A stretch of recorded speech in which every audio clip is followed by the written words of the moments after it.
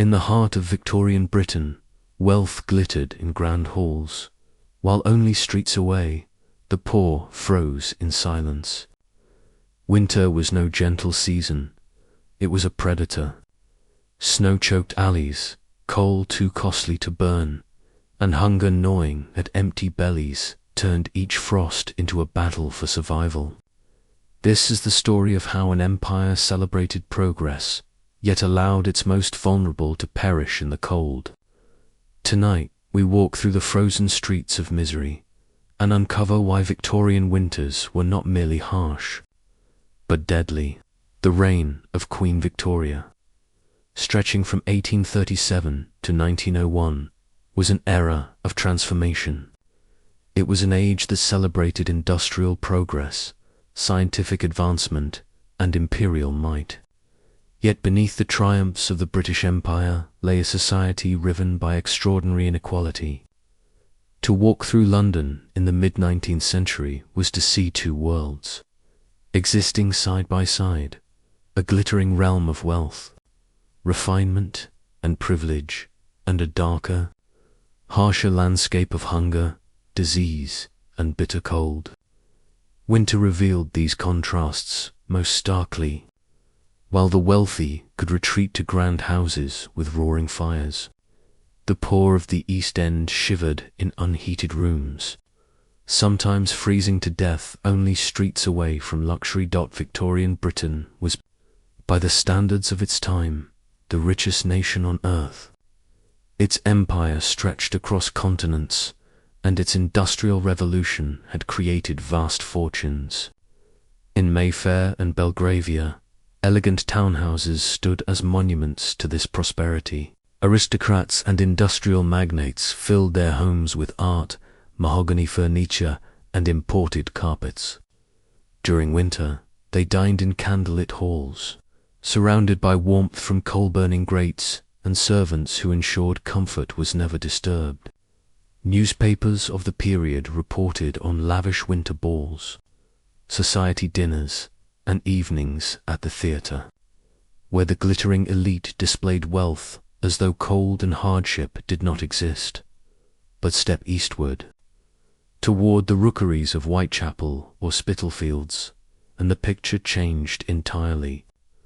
The East End of London became synonymous with poverty during the 19th century. Families were crammed into single rooms in tenement houses or decaying lodging houses, often with broken windows stuffed with rags against the cold. Cellars and attics, damp and unheated, were rented by the poorest at extortionate prices. In winter, temperatures dropped near freezing indoors. Coal was expensive, and many families could not afford it. Instead, they gathered scraps of wood, burned refuse, or huddled under thin blankets. For the wealthy, winter meant elegance frost seen from the comfort of a carriage window. For the poor, it was misery embodied in hunger, frostbite, and despair. The contrasts were not only architectural but geographical. Charles Booth's famous poverty maps of London, compiled from 1886 onward, illustrated in stark colour codes how wealth and deprivation existed within minutes of one another. A wealthy family in Kensington or Bloomsbury might live only a short carriage ride from the East End, where families slept 6 to a bed in cold, airless rooms. The poor, living cheek by jowl in narrow alleys, often shared privies and water taps with dozens of neighbours.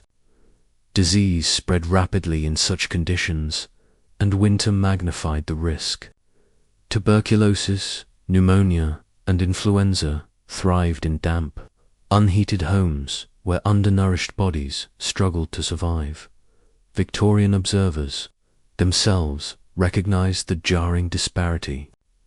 Henry Mayhew, a journalist who chronicled the lives of London's poor in his multi-volume London Labour and the London Poor, 1851, recorded vivid accounts of workers trying to survive winter with little more than thin coats and scraps of food. He described costermongers selling vegetables on freezing streets, shoeless children begging for coal, and women pawning their last possessions for bread. Mayhew's accounts shocked many middle-class readers, but the conditions he documented were daily realities for thousands. Meanwhile, the wealthy celebrated the same winters in comfort. They enjoyed ice skating in Hyde Park, winter hunts in the countryside, and festive gatherings with tables groaning under roasted meats and imported delicacies. For them, winter was a season of leisure. For the poor, it was a season of dread. The gulf between the two experiences of winter, one of entertainment, the other of survival, defined Victorian Britain as an age of contrasts. The economic system of the time contributed heavily to these divides. Industrialization had created great fortunes, but it also produced a vast underclass of poorly paid labourers. In London alone, hundreds of thousands depended on irregular, casual work, dock labourers, costermongers, street sweepers, and seamstresses. During winter, when work slowed and wages dwindled, hunger followed swiftly. The poor often faced a cruel choice: pay for coal to stay warm or pay for food to stay alive. This was not an abstract dilemma. Records from the period describe families literally extinguishing their fires to stretch meals further, choosing to shiver in cold rooms rather than starve. Charity sometimes softened the blow. Soup kitchens, church relief, and philanthropic societies distributed bread, blankets, and fuel. Yet these efforts were small against the scale of need. The poor law system, redesigned in 1834, provided limited relief through workhouses, but the conditions inside were harsh by design. The workhouse was meant to deter reliance, not to provide comfort. Many of the poor preferred to endure freezing nights in the streets or unheated rooms, rather than face the stigma and strict discipline of the workhouse.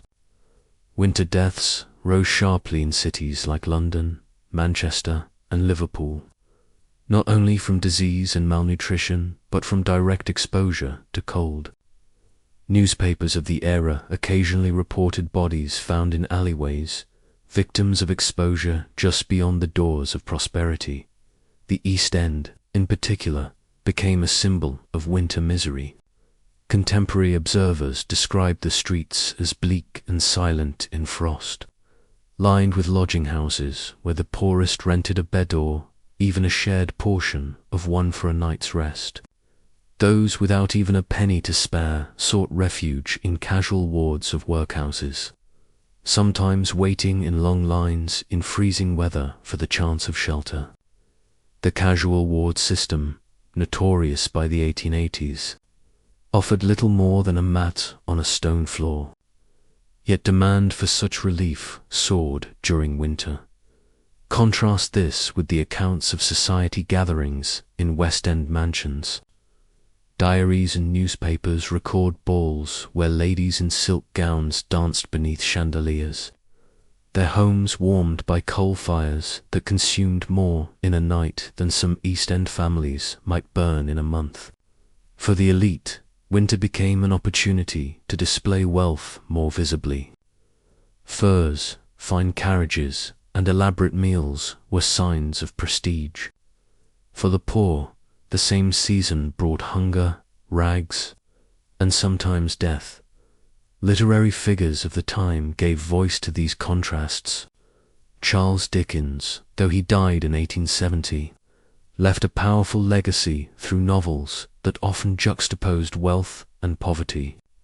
A Christmas Carol, 1843, though partly allegorical, reflected genuine concerns about the plight of the poor in winter. Dickens's portrayal of freezing clerks and families with little food resonated because it mirrored reality for countless Londoners. His work, along with others, forced Victorian society to confront the moral implications of an empire that tolerated such disparity. Beyond London, the contrasts extended into industrial cities like Manchester Birmingham and Glasgow. These cities grew rapidly during the Victorian Age, with factories employing thousands. But urban growth brought overcrowding, poor sanitation, and vulnerable housing stock. During harsh winters, mortality rates in working-class districts soared. In Manchester in the 1840s, reports documented entire families sleeping in one bed, sharing warmth to survive. While just a short distance away, industrialists lived in villas heated with coal and lit with gas. The same society that boasted of progress and innovation also tolerated slum conditions where a hard frost could kill. Winter mortality statistics reveal the extent of the problem. In the 1840s and 1850s, London recorded spikes in deaths during the coldest months, especially among children and the elderly. Tuberculosis and bronchitis, worsened by cold and damp, were leading causes. In the poorest districts, death rates were significantly higher than in wealthier ones.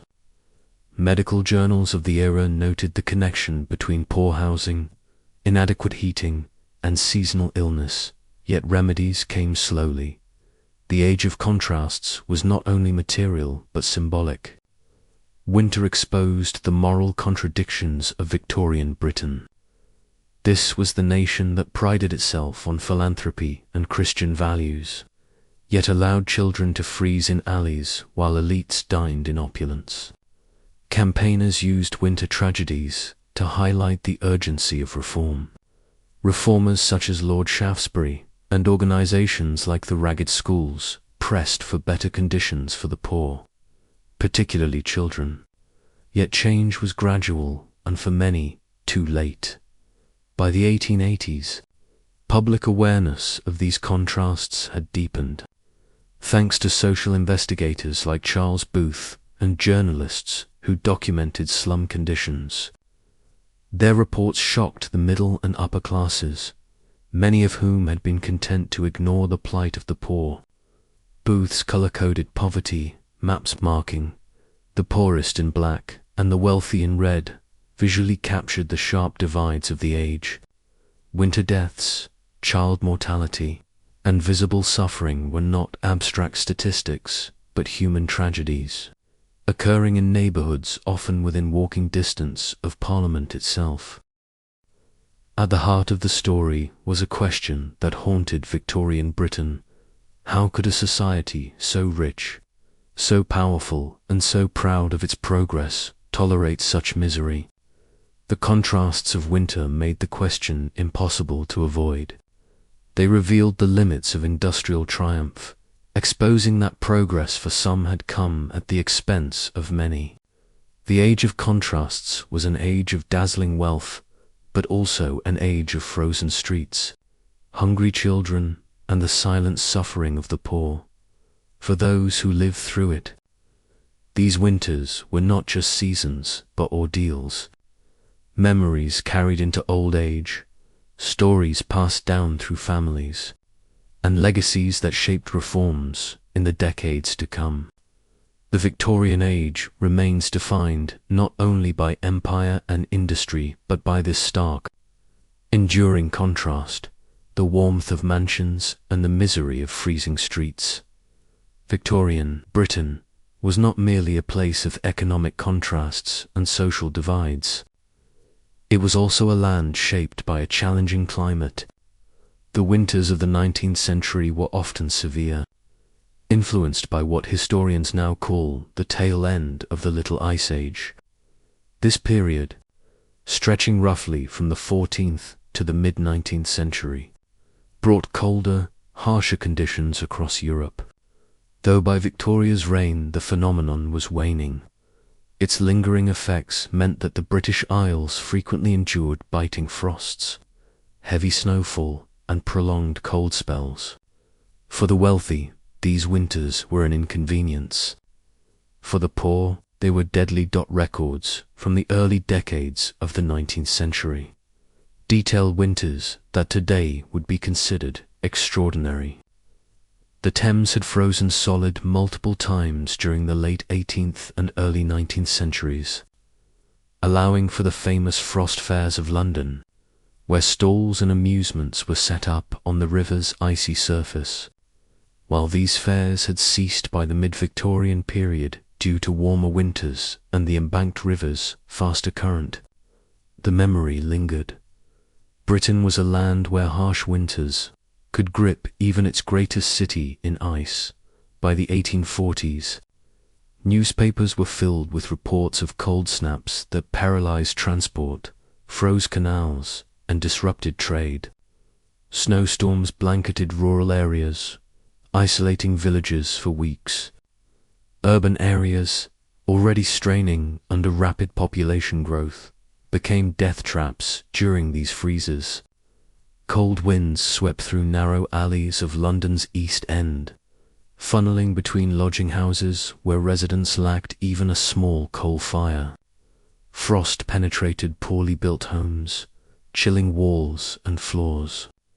In such conditions, poverty became not just an economic state, but a physical vulnerability to nature itself. Meteorological records from the period confirm the severity of many winters. The winter of 1846 to 47, for example, was recorded as bitterly cold, compounding the devastation of the Irish famine. In 1862-61, Britain experienced another harsh winter with extended periods of frost. The severe winter of 1878-79 remains among the coldest on record, with temperatures plummeting to unprecedented lows.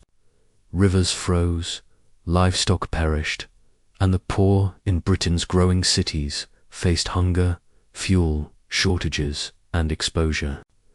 The Illustrated London News published engravings of frozen rivers, stranded boats, and children sliding on ice-covered streets, images that masked the harsher reality of those without shelter or adequate food. The challenge of winter was not only its cold, but its impact on daily life. Transport was especially vulnerable. Canals, vital for moving coal and food, froze solid, halting supplies. Railway lines, though expanding across the country, could be blocked by snow. Reports describe locomotives stalled in drifts, carriages delayed for days, and entire regions cut off from essential goods. For the poor, this meant that even if they had money, coal and food could become scarce or prohibitively expensive. Harsh weather disrupted the fragile balance of survival, tilting it toward desperation. The agricultural sector also suffered under these conditions. Britain in the Victorian age was increasingly urban and industrial, but millions still relied on rural farming. Harsh winters could devastate livestock, freeze stored crops, and make ploughing or sowing impossible. Farmers lost animals to exposure and starvation. Sheep, especially, were vulnerable to being buried under snow. Such losses rippled into cities, raising food prices and deepening hardship for the working poor. The poor were ill-equipped to withstand such winters. Housing was a key factor. Slum dwellings in London, Manchester, Liverpool, and Glasgow were often single-brick constructions with no insulation. Dampness seeped through walls. Windows, if they existed, were cracked or thin, stuffed with rags against drafts. Water often froze indoors, leaving families with ice in basins and frost on interior walls. Such housing not only failed to keep out the cold, but actively contributed to illness. Medical reports linked damp, cold conditions with outbreaks of pneumonia, tuberculosis, and bronchitis. Fuel was another crucial element. Coal dominated Victorian Britain as the source of heat and power. Wealthy households burned tons of it, their chimneys belching smoke into the winter sky. For the poor, coal was bought in small sacks or even handfuls, often too expensive to secure regularly. In hard winters, coal prices rose sharply, placing it even further out of reach. Families scavenged wood, animal dung, or any flammable material to build small fires. In the worst cases, fires went out entirely, and families survived without heat. Winter thus became a test of endurance that few could meet without lasting. Damage to health, the medical impact of winter was stark. Statistics reveal that mortality rates climbed significantly in colder months. Poor nutrition left bodies weakened, and exposure to cold worsened existing illnesses. Physicians in the mid-19th century repeatedly noted the rise of respiratory diseases in winter, especially in slum districts. Bronchitis was so common it was dubbed a disease of the poor. Infants and the elderly were particularly vulnerable, their deaths swelling the winter registers of parish cemeteries. In some districts, child mortality doubled during severe winters. Weather and climate also intersected with larger social crises. The Irish famine of the late 1840s was intensified by harsh winters, which compounded crop failures and deepened suffering among the rural poor. In Britain, winters coincided with waves of economic depression that left workers unemployed, compounding their inability to purchase fuel or food. Weather did not exist apart from human society. It magnified existing inequalities, striking hardest against those with the least. Accounts from the poor themselves reveal the toll of these winters.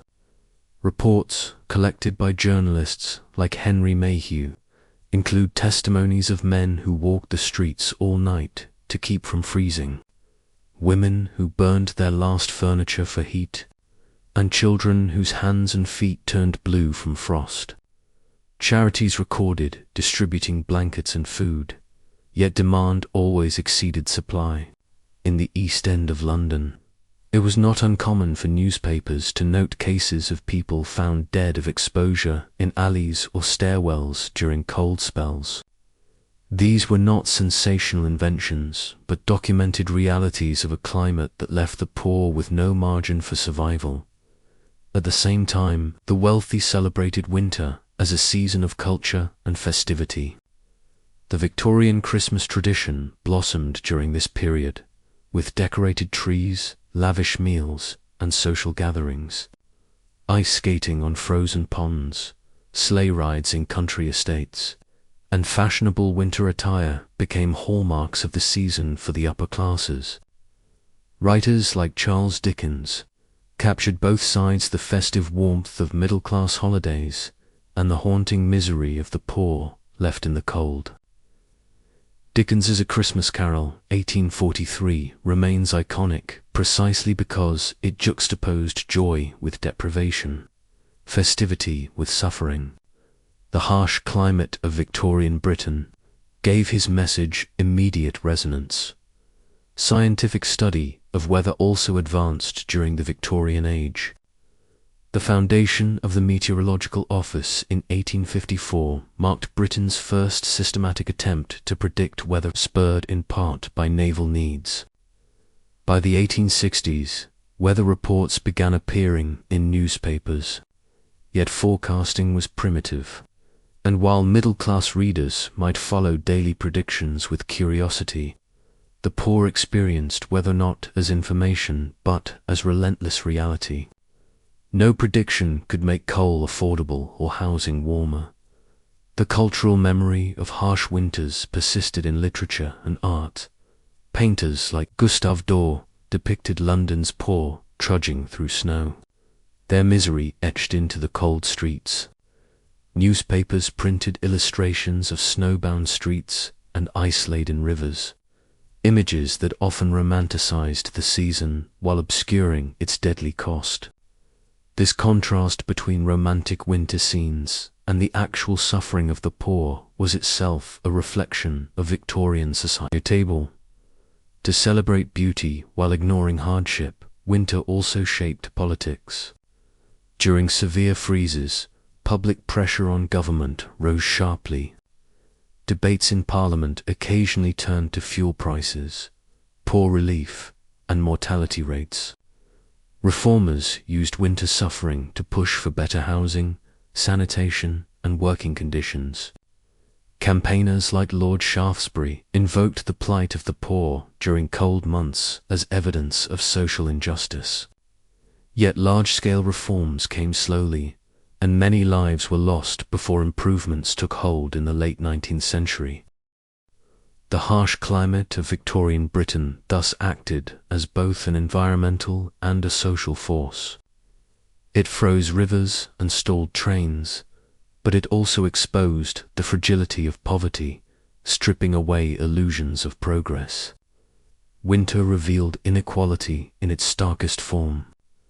Where the wealthy saw glittering frost on rooftops, the poor felt death in their lungs.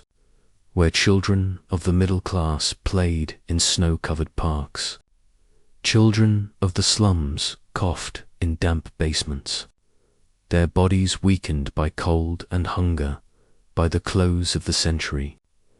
Improvements in housing, sanitation, and medicine began to reduce mortality. The discovery of germs, the spread of public health initiatives, and the slow growth of social reform lessened but did not eliminate the lethal impact of winter. The Victorian experience of harsh climate remains a reminder of how environment and inequality intertwine. It was not cold alone that killed, but cold combined with poverty, neglect, and indifference. If wealth defined one side of Victorian Britain, then the slums defined the other. Nowhere were the realities of poverty and overcrowding more visible than in the sprawling districts of London's East End, or in the industrial cities of Manchester, Liverpool, Birmingham, and Glasgow. For the poor who lived there, winter transformed already desperate conditions into a daily fight for survival. Housing that was fragile in summer became lethal in frost. Damp basements turned into iceboxes, attics became wind tunnels, and alleys filled with raw sewage froze into treacherous pathways. The slums were not simply poor neighborhoods. They were the physical embodiment of neglect in a nation that boasted of progress. The scale of slum poverty was immense. By mid-century, London's population had ballooned past 2.5 million, making it the largest city in the world. By 1901, it would surpass 6.5 million. The East End bore the brunt of this explosion. Thousands of families poured in from the countryside, from Ireland, and from across the empire, all seeking work. With few regulations and little oversight, landlords carved houses into multiple tenements, subdividing rooms to extract the highest possible rents. One house could shelter a dozen families, each renting a single room or even part of one. Privacy was almost non-existent, and overcrowding extreme. Henry Mayhew's London Labour and the London Poor 1851 described this world with shocking clarity. He wrote of streets where sewage ran in open gutters, where air was heavy with coal smoke and rotting refuse. In winter, the cold combined with dampness to make these homes unbearable. Walls grew mouldy, floors stayed wet, and windows were broken or missing altogether. Families stuffed rags into gaps to block the drafts, but the icy wind still swept through. Even indoors, people could see their breath in the air. Cellars were among the most notorious dwellings. Rented cheaply, these underground rooms were damp year-round and flooded easily during rain or snowmelt. In winter, the cold made them intolerable. Reports noted entire families huddled in such spaces, sleeping on damp straw with no fire. Attics were little better uninsulated, drafty, and prone to leaks. A snowstorm could leave a layer of frost inside the room by morning. These dwellings spread disease, with tuberculosis, typhus, and cholera claiming countless lives. the infamous rookeries of Victorian London, densely packed slum districts like St. Giles, Seven Dials, and parts of Whitechapel were synonymous with misery. Journalists who visited described alleys so narrow that neighbors across the way could shake hands from their windows. In winter, these alleys filled with ice and refuse, as sanitation services rarely reached them. Human waste, thrown into gutters, froze in the streets. The stench was overwhelming, even in cold air. In such environments, illness was inevitable. Children born into these conditions often died young. Infant mortality rates in slum districts were double or triple those of wealthier areas. Rent was an ever-present burden. Despite the appalling state of housing, slum landlords charged rents that consumed most of a laborer's wages. Families often took in lodgers to offset the cost, adding to overcrowding. In winter, when work slowed, many tenants fell behind on payments and faced eviction. Entire families could find themselves homeless, sleeping in lodging houses or casual wards of the workhouse. Lodging houses were themselves notorious. A penny might buy a spot to sit on a bench, 2 pennies for a space to lean against a rope strung across a room, and 4 pennies for a shared bed. In freezing weather, these spaces filled to capacity, offering only the barest shelter from the cold. The impact of slum life in winter was not only physical but psychological. Poverty created constant anxiety, and winter deepened the strain. Parents faced the daily choice of how to spend their limited pennies, on bread, on coal, or on rent. Many pawned their few possessions, blankets, tools, even clothing, to survive the cold months. Pawn shops thrived in winter, filled with items desperate families exchanged for coins. Sometimes those items were never redeemed. Children in the slums bore the heaviest burden. Accounts describe boys and girls barefoot in snow, selling matches or sweeping crossings for pennies. Their clothing was little more than rags, insufficient against freezing winds. Malnourished and underdressed, they were highly vulnerable to disease. Philanthropists like Dr. Thomas Bernardo, who established homes for destitute children in the 1870s, were driven by scenes of children starving or freezing in London's streets. Bernardo wrote of waifs who slept under railway arches or on stairwells, often succumbing to exposure. Winter brought their suffering into sharpest relief. Disease thrived in this environment. Overcrowding and dampness created ideal conditions for tuberculosis, known then as consumption. Winter colds often developed into fatal bronchitis or pneumonia. Typhus, spread by lice, flared up in overcrowded tenements, killing swiftly. Outbreaks of cholera, though less frequent by the later 19th century thanks to improvements in sanitation, still haunted the poorest districts. Doctors visiting slum homes reported entire families coughing violently in rooms with no ventilation and no heat. With limited access to medical care, such illnesses often proved fatal. The poor themselves developed coping strategies, though these were rarely enough. Families shared beds for warmth, sometimes 3 or 4 children to one. Neighbors occasionally pooled money to buy coal collectively. Some families collected discarded wood from building sites or scavenged refuse for anything burnable. Rag pickers scoured streets for scraps of cloth and paper to use as fuel. Yet these efforts rarely prevented suffering. In years of especially harsh frost, newspapers recorded spikes in deaths, attributed directly to cold and hunger. Observers outside the slums often ignored or misunderstood the problem. To the middle and upper classes, poverty was frequently seen as a moral failing. Many Victorians believed the poor were responsible for their plight, that they lacked discipline or sobriety. Winter deaths were sometimes dismissed as the result of laziness rather than structural inequality. Only the work of reformers, journalists, and social investigators began to shift this perception by the later decades of the century. Writers like George Sims, whose 1883 essay, How the Poor Live, shocked readers with descriptions of slum misery, forced the issue into public consciousness.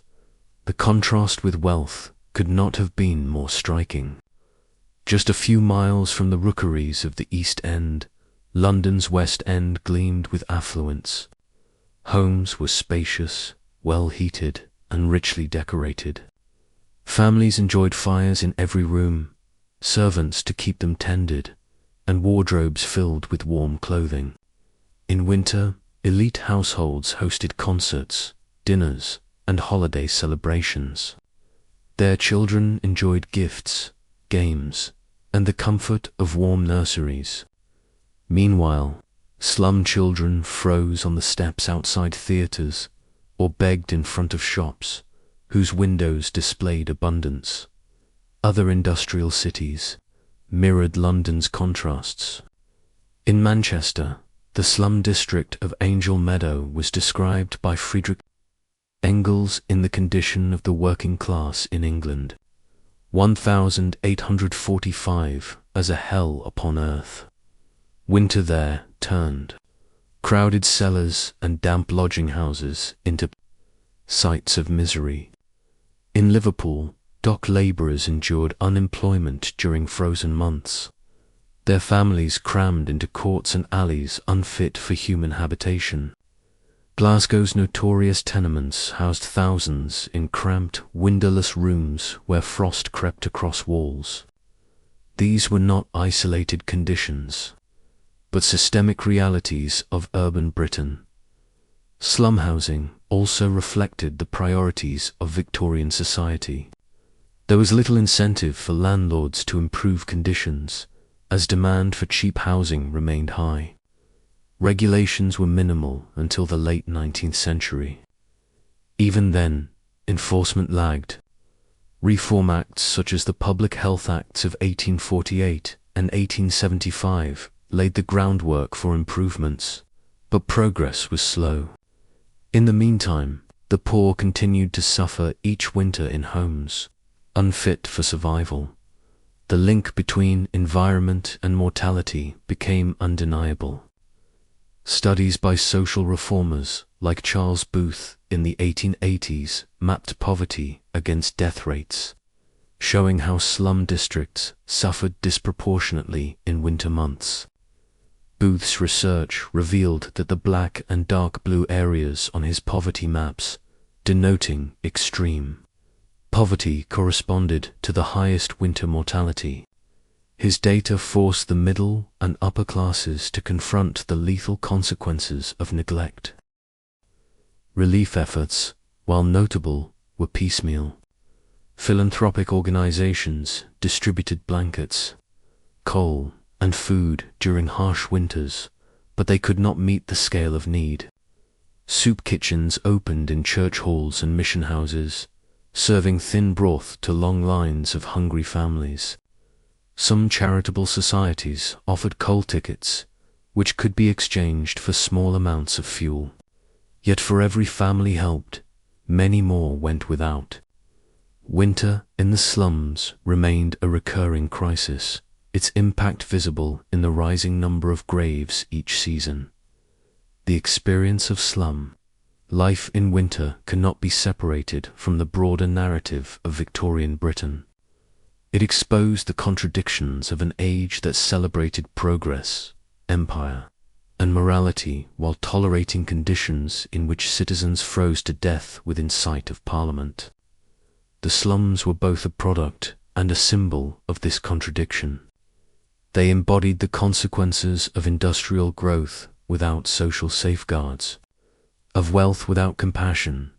By the end of the Victorian era, slum clearance and housing reform had begun to reshape the urban landscape. The Artisans and Labourers' Dwellings Improvement Act of 1875 allowed local authorities to demolish unfit housing. Though progress was slow, model dwellings built by philanthropists like George Peabody offered some relief. Yet even as improvements came, winters continued to claim lives among the poor well into the 20th century. The memory of slum misery in Victorian winters endures as a reminder of the human cost of neglect.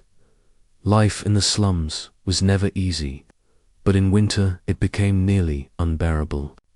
Families huddled in damp, freezing rooms, sharing what little warmth they could.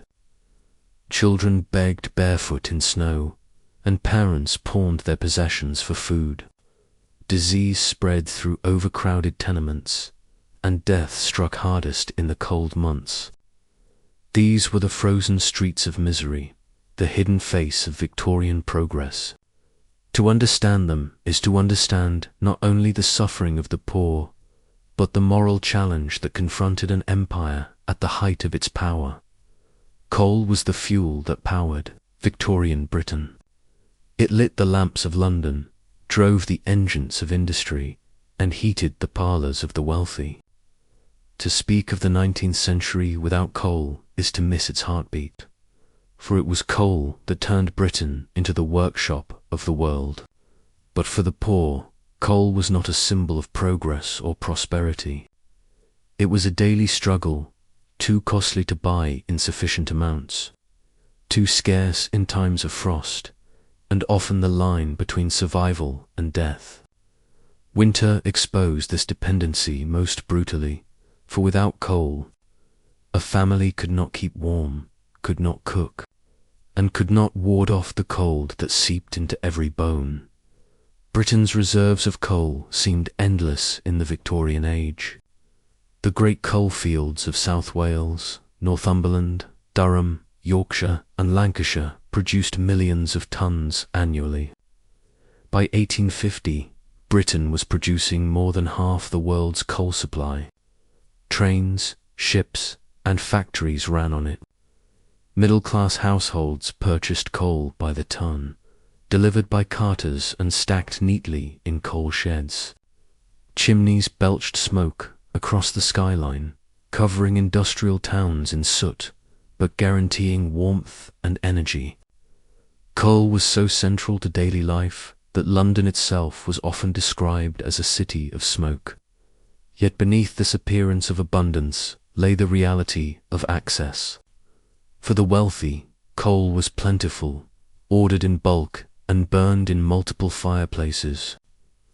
For the poor, coal was purchased in tiny quantities, sometimes a single shovelful at a time. Coal merchants, often operating out of small shops, sold it by the sack or even by the basket. Families with only a few pennies might buy enough to keep a fire burning for an hour or two. When that coal was gone, the fire went out, leaving rooms cold, meals uncooked, and families shivering in damp darkness. The price of coal fluctuated with demand. In harsh winters, when canals froze and railway lines clogged with snow, deliveries slowed. Prices spiked, and the poor suffered. Reports from the 1860s and 1870s noted how coal shortages during cold snaps doubled or even tripled the cost of small purchases. For a middle-class family, this meant inconvenience. For a slum household, it meant catastrophe. With rent already consuming much of a labourer's wage, and food another large share, coal became a luxury many simply could not afford. Newspapers of the time regularly reported on coal prices as anxiously as food prices. A harsh winter in 1878 to 79 saw shortages across London, with some districts unable to secure fuel at all for days. Charitable organisations scrambled to provide relief in the form of coal tickets, vouchers that allowed poor families to claim a small supply. Churches distributed coal in sacks, but these efforts could only reach a fraction of those in need. The reliance on coal also revealed class divisions. The wealthy lit coal fires in every room, dining rooms, parlors, libraries, nurseries, and bedrooms. Multiple servants were tasked with carrying scuttles of coal, cleaning grates, and maintaining fires throughout the day. The poor, by contrast, often lit a single fire in a shared hearth, if they could afford it at all. Families crowded into the one room with warmth. Children pressed against the fire for a few precious moments before it died down. Without coal, entire households went dark and cold. The very air damp and heavy in unheated rooms. The health effects were devastating. Cold, unheated dwellings accelerated disease. Physicians of the Victorian period repeatedly emphasized the connection between inadequate heating and high mortality from bronchitis, pneumonia, and tuberculosis. Infants were particularly at risk. Child mortality rates rose dramatically in winter among families unable to afford coal. Poor nutrition compounded the danger, leaving bodies weakened against the chill. Coal was more than a comfort, it was survival, and its absence meant vulnerability to illness and death. Coal also symbolized inequality in visual ways. London's skyline, choked with soot from chimneys, bore witness to its ubiquity. But while middle-class neighborhoods burned it in abundance, the East End revealed a different picture. Streets there were filled with smoke from makeshift fires, bits of wood, paper, or refuse smoldering in iron stoves or open grates. The acrid smell of burning rubbish mixed with coal smoke, a sensory marker of poverty. Observers like George Sims noted in his essay, How the Poor Live, 1883, that families in slums often burned furniture or floorboards for fuel when coal was beyond reach. Workhouses offered another contrast. Those admitted to the workhouse in winter were guaranteed warmth, as the institutions maintained coal supplies for heating. Yet the stigma and harsh discipline of the workhouse meant many poor families avoided it at all costs. Better to freeze in freedom, some felt, than warm themselves under the oppressive rules of relief. This choice between fireless poverty and humiliating charity was one of the cruelest ironies of the age. Coal shortages in winter had wider effects, too. Factories sometimes slowed or halted production when supplies ran low, leading to temporary unemployment. For casual laborers, this meant no wages at precisely the time when fuel and food were most expensive. The vicious cycle of cold, hunger, and joblessness deepened suffering, creating waves of desperation in working-class districts. The environmental effects of coal were also profound. Soot darkened the skies of Victorian cities, and fogs, thick with smoke particles, became infamous. London's pea-soupers, dense, yellowish fogs, were especially common in winter when coal consumption peaked, while the wealthy complained of inconvenience. The poor endured the worst health consequences, as fog exacerbated lung conditions already worsened by cold housing. Winter thus became not only a battle against frost, but also against the choking air produced by Britain's dependence on coal. Despite these consequences, coal was indispensable. Alternatives such as wood were scarce and less efficient. Gas lighting, while expanding, still required coal for production. The entire urban infrastructure depended on it. Reformers recognized the suffering caused by fuel poverty, but solutions were limited. Philanthropic organizations provided coal tickets and distributed fuel, yet they could not overcome structural inequality. The poor remained perpetually at the mercy of price fluctuations and harsh weather. By the late Victorian period, some improvements emerged. Charities became better organized, and some employers provided coal allowances to workers. Municipal authorities began to address housing conditions, ensuring fireplaces and chimneys were built into newer dwellings. Yet even into the early 20th century, fuel poverty persisted.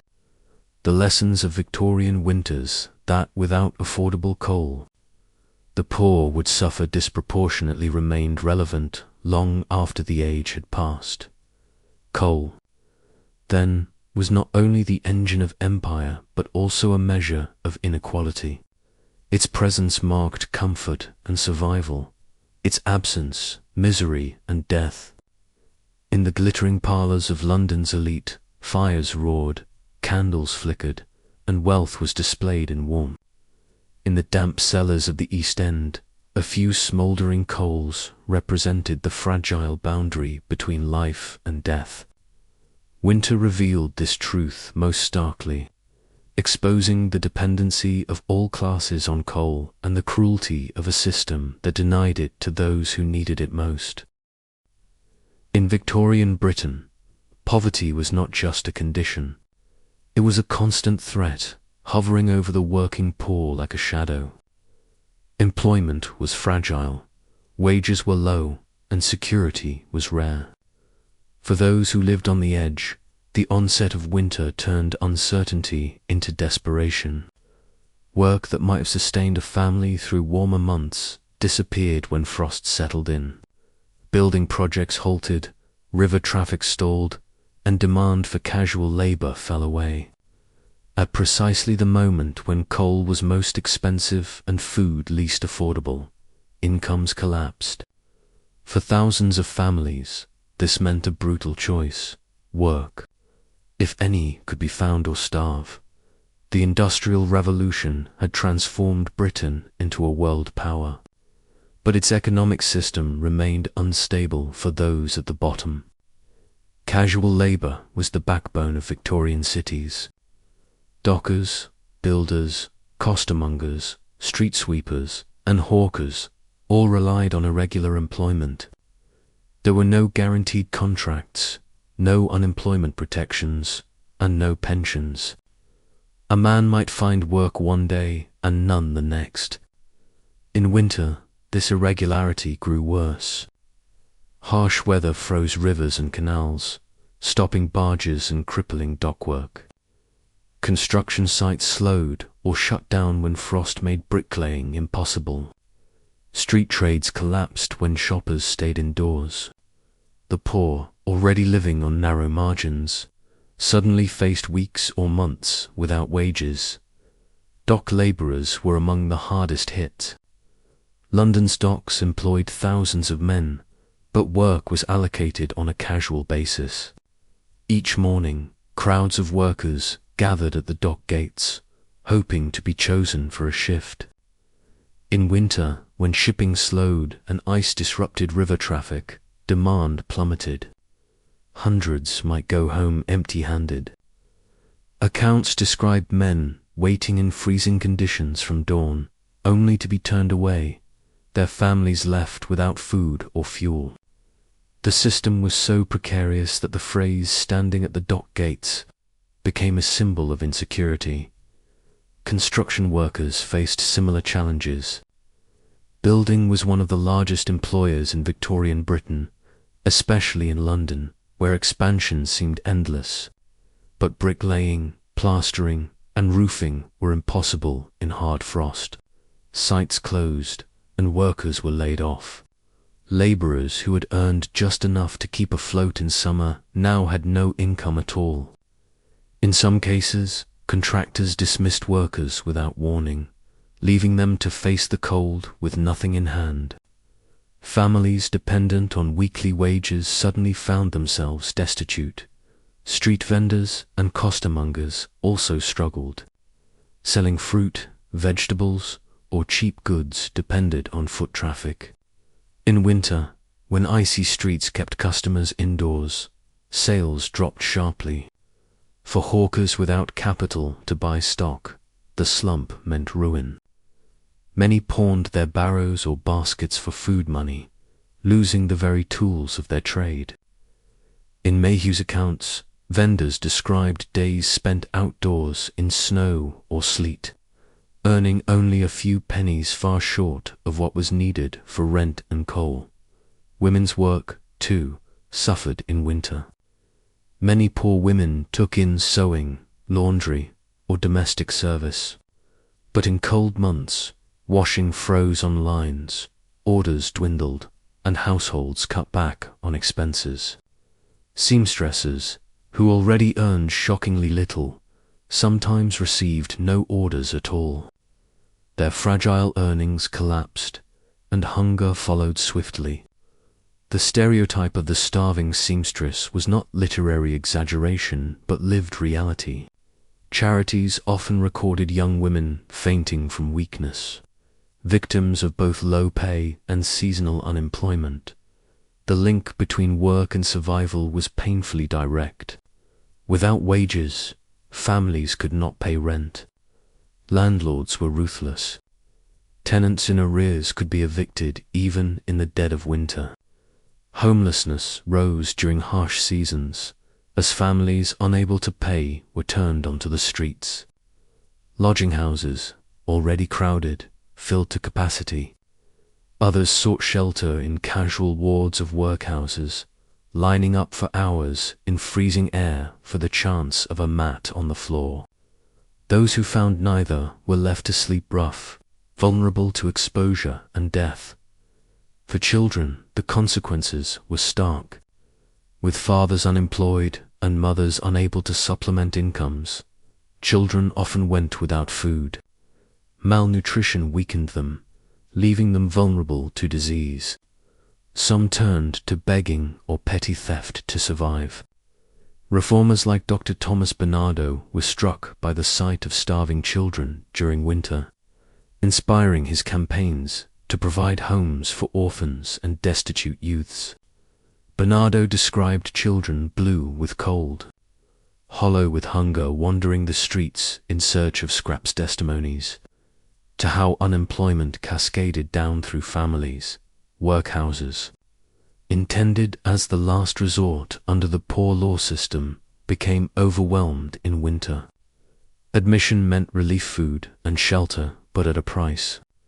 Families were often split apart, men separated from women and children. The harsh discipline and stigma made many prefer suffering outside to the humiliation within. Still, the spike in admissions each winter reveals the desperation unemployment caused. Poor law guardians recorded surges in applicants during cold spells, many of them casual laborers who had lost work through no fault of their own. Philanthropic efforts attempted to fill the gap. Charities and missions established soup kitchens, distributed bread, and provided temporary work. Some organizations offered relief work, such as breaking stones or sweeping streets, in exchange for small wages or food. Yet the demand was always greater than the supply. Reports from the 1860s and 1870s describe long lines of men waiting for work that never came, or meals that ran out before all could be fed. Relief efforts, though noble, could not solve the structural problem of seasonal unemployment.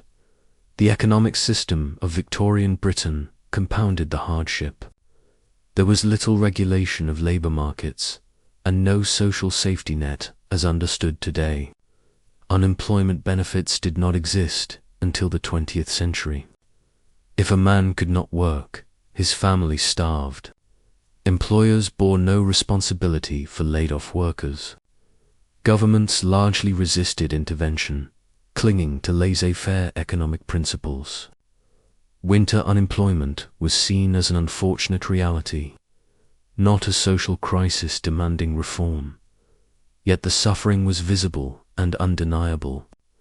Newspapers regularly reported on distress among the laboring classes during winters of exceptional severity. Appeals were made for donations, and public subscriptions were organized to provide relief. The middle classes, reading such reports, often expressed shock at the misery, yet systemic change was slow to arrive. For the poor themselves, Each winter was a test of endurance, repeated year after year. The social consequences of seasonal unemployment were profound. Hunger and cold bred unrest. In some winters, protests erupted as unemployed workers demanded assistance. Demonstrations in cities like London and Manchester sometimes turned violent, fueled by desperation.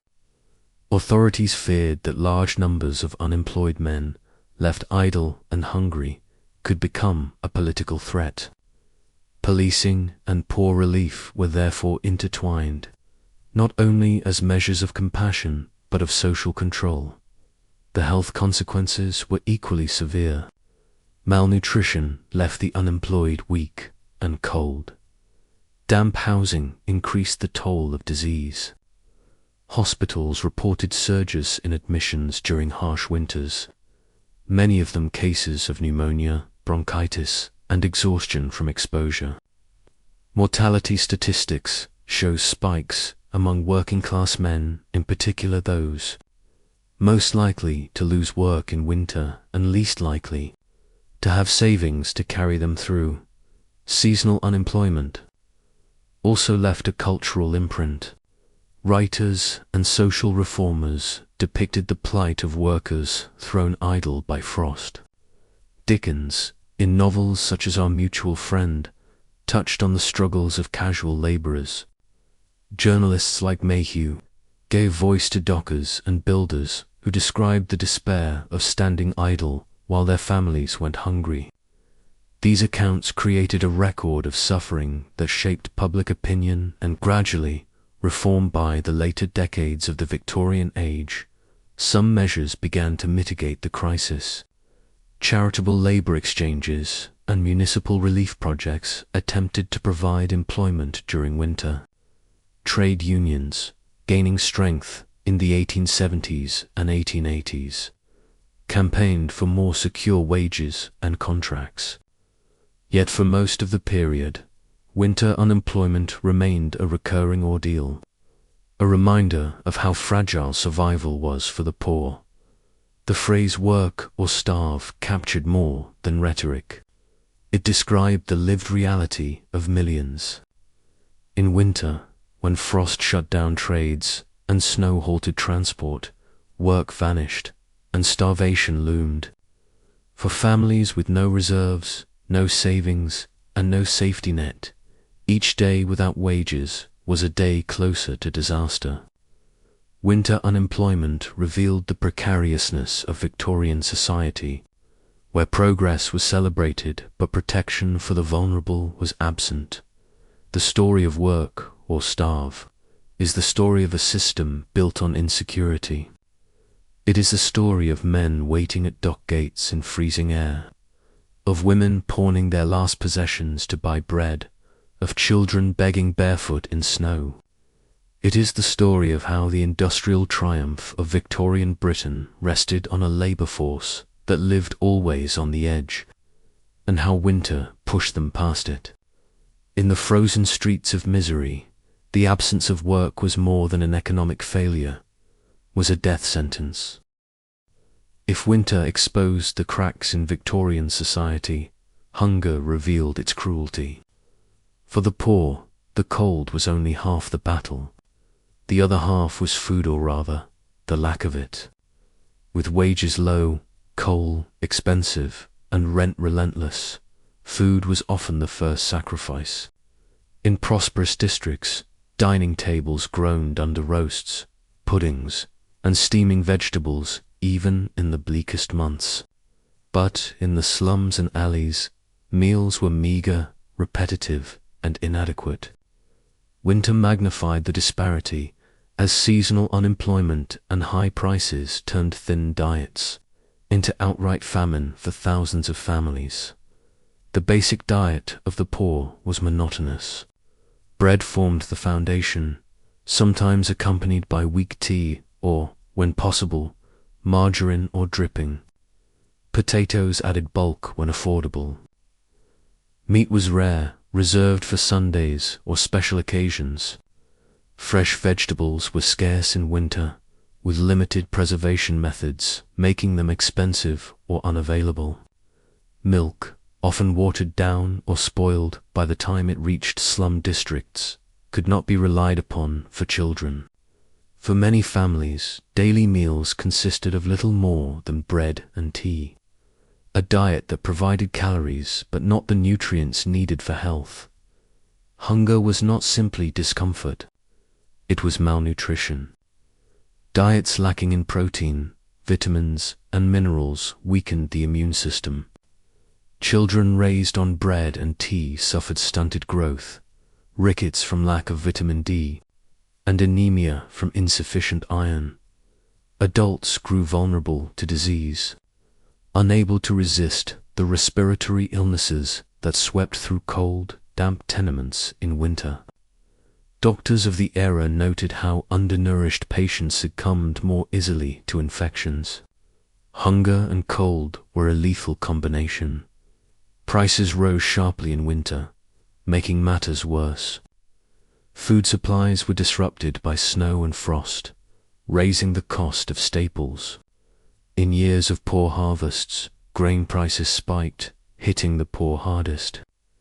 Families that managed to scrape together meals in summer found themselves unable to buy even bread in January. Reports from the 1860s and 1870s describe bread queues outside bakeries in the East End, where families waited in freezing conditions for loaves that cost more than their meager wages could cover.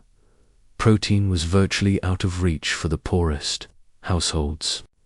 Meat markets in Smithfield or Whitechapel displayed abundance, but only wealthier customers could afford it. The poor often settled for scraps bones with little flesh, sold cheaply for boiling into thin soups. Fish, sometimes considered a poor man's food, was more accessible, but even this became difficult to afford when work dried up.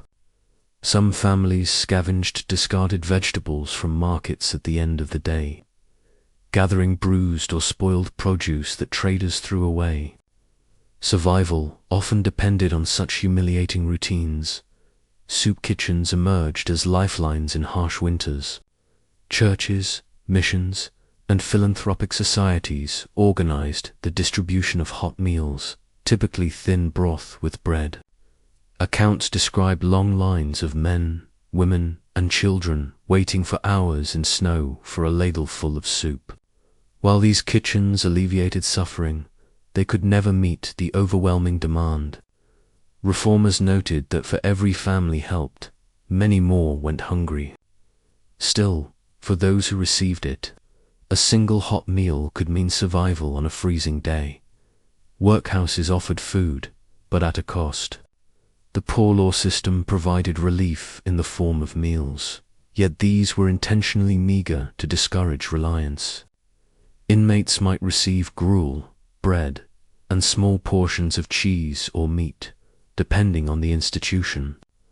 Families admitted to the workhouse surrendered their freedom and, often, their unity, as members were separated by gender and age. The workhouse diet, while monotonous, was often more substantial than what many families could afford outside. Yet the stigma attached to entry and the harsh discipline within kept many away until starvation forced their hand. Charitable societies attempted targeted food relief. Organizations distributed bread tickets redeemable at bakeries or provided coal and food parcels during the coldest months. Philanthropists like Angela Burdickouts funded programs to feed schoolchildren, recognizing that hunger impaired both learning and health. Bernardo's Homes for Children also emphasized the importance of adequate meals, contrasting with the hunger many children faced outside. Yet such efforts, while noble, reached only a fraction of the needy. Malnutrition was reflected in the bodies of the poor. Medical reports of the time described widespread cases of rickets, a disease caused by vitamin D deficiency, leaving children with bowed legs and weakened bones. Scurvy, though less common than in earlier centuries, still appeared among slum populations deprived of fresh produce. Anemia was widespread, leaving individuals pale, weak, and susceptible to infection.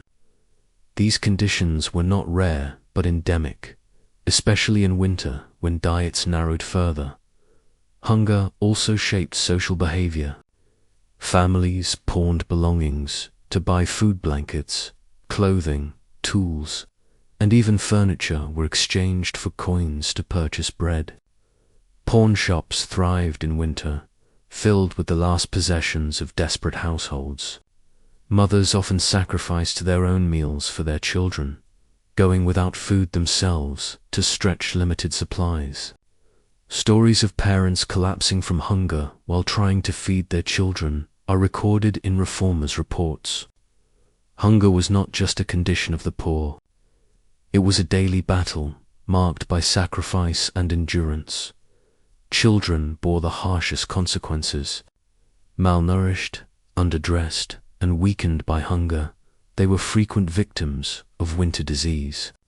Infant mortality soared in poor districts during the cold months, as babies failed to survive on inadequate diets. Reformers, like Charles Booth, mapping poverty in London, linked hunger directly to child mortality. His investigations revealed that in the poorest neighborhoods, 1 in 5 children died before reaching their 5th birthday, a statistic that grew worse in harsh winters. Hunger bred crime and desperation. Newspapers of the time carried stories of thefts committed for food, loaves of bread stolen from bakeries, potatoes taken from carts, scraps grabbed from markets. While some middle-class readers condemned such acts as proof of immorality, reformers argued that hunger itself was the driving force.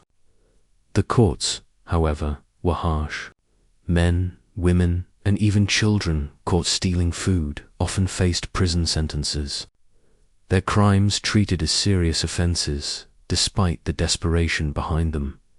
Cultural memory preserved the image of hunger in winter.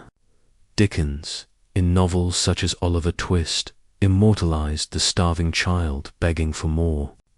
While dramatized, his depictions reflected real conditions in London's slums.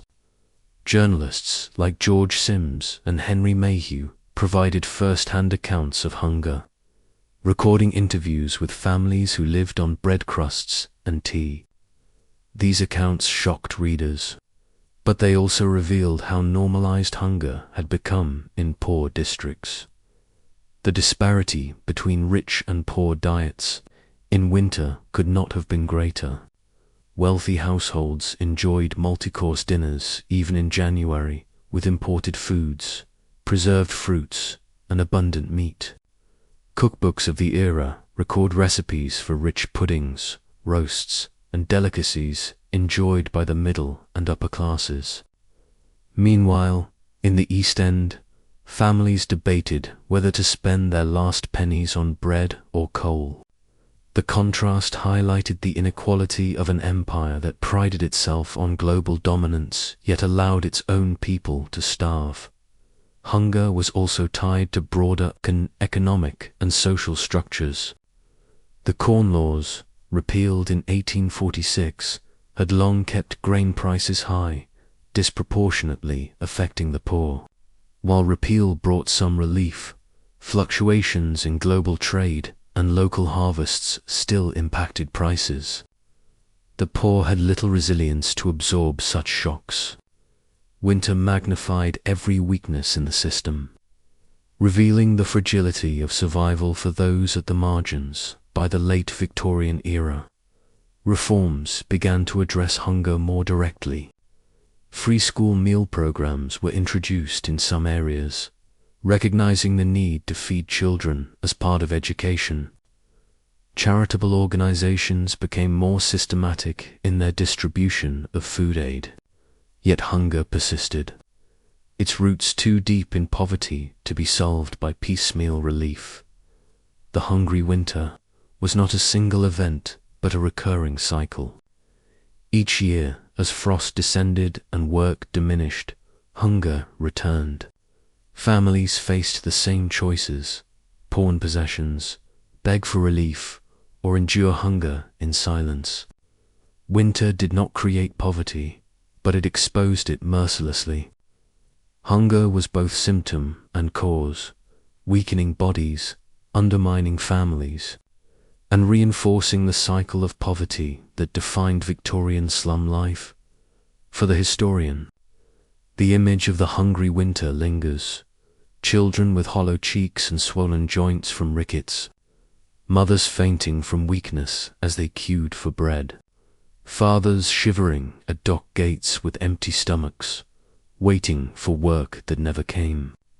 These were the human consequences of a system that celebrated wealth but neglected its poor. Hunger in winter was not natural or inevitably was the result of choices, policies, and priorities that placed economic growth above human survival. In Victorian Britain, disease was a constant companion of poverty, and winter made it stronger. Cold alone rarely killed, but combined with hunger, overcrowding, and dampness, it became a silent accomplice to illness. The freezing months turned tenements into breeding grounds for respiratory disease, while malnutrition left bodies too weak to resist infection. For the poor, survival in winter was not merely a matter of warmth, it was a battle against the invisible enemies of tuberculosis, pneumonia, influenza, and typhus. Medical science of the 19th century was advancing, but for the poor, little changed. Germ theory was not widely accepted until the 1860s and 1870s, and treatments remained limited. Physicians could identify symptoms, but often offered little beyond rest, diet, and warmth, precisely what slum families lacked. Winter, therefore, magnified inequalities. The rich could afford medical care, clean homes, and nutritious diets, while the poor endured illness in overcrowded, freezing rooms with no hope of recovery. Tuberculosis, known as consumption, was the most feared disease of the age. It thrived in overcrowded and damp environments, spreading easily through airborne particles. The East End of London, with its cramped tenements and inadequate ventilation, was a perfect breeding ground. Winter accelerated its toll. Malnutrition from the hungry season left bodies more vulnerable, while cold, unheated rooms weakened lungs. Doctors described entire families coughing violently in single-room dwellings, children sharing beds with consumptive parents. The disease wasted away its victims slowly, leaving them pale, weak, and coughing blood. Mortality from tuberculosis was highest among the poor, and winter was when its grip tightened most cruelly. Pneumonia and bronchitis were also relentless killers in cold months. When homes lacked heating, even a simple cold could spiral into a fatal illness. Damp walls, broken windows, and frost inside tenements created conditions where lungs strained to function. Hospitals recorded surges in cases every winter. In 1847, during one of the harshest winters of the century, bronchitis deaths in London more than doubled compared to summer months. The poor had little chance of survival. Without proper treatment or warm rest, many succumbed within days. Influenza epidemics, too, ravaged Britain during the Victorian era. Outbreaks in 1837, 1847, 1889, and 1891 struck particularly hard in winter, when weakened immune systems could not withstand infection. The Russian flu of 1889–90, for example, killed thousands across Europe, with Britain's urban poor suffering disproportionately. Crowded slums allowed rapid transmission, while hunger and cold left residents defenseless. Influenza compounded other diseases. pushing frail bodies over the edge into pneumonia or death. Typhus and typhoid fever, though more associated with sanitation failures, also surged in winter. Overcrowded lodging houses, where lice thrived, spread typhus rapidly.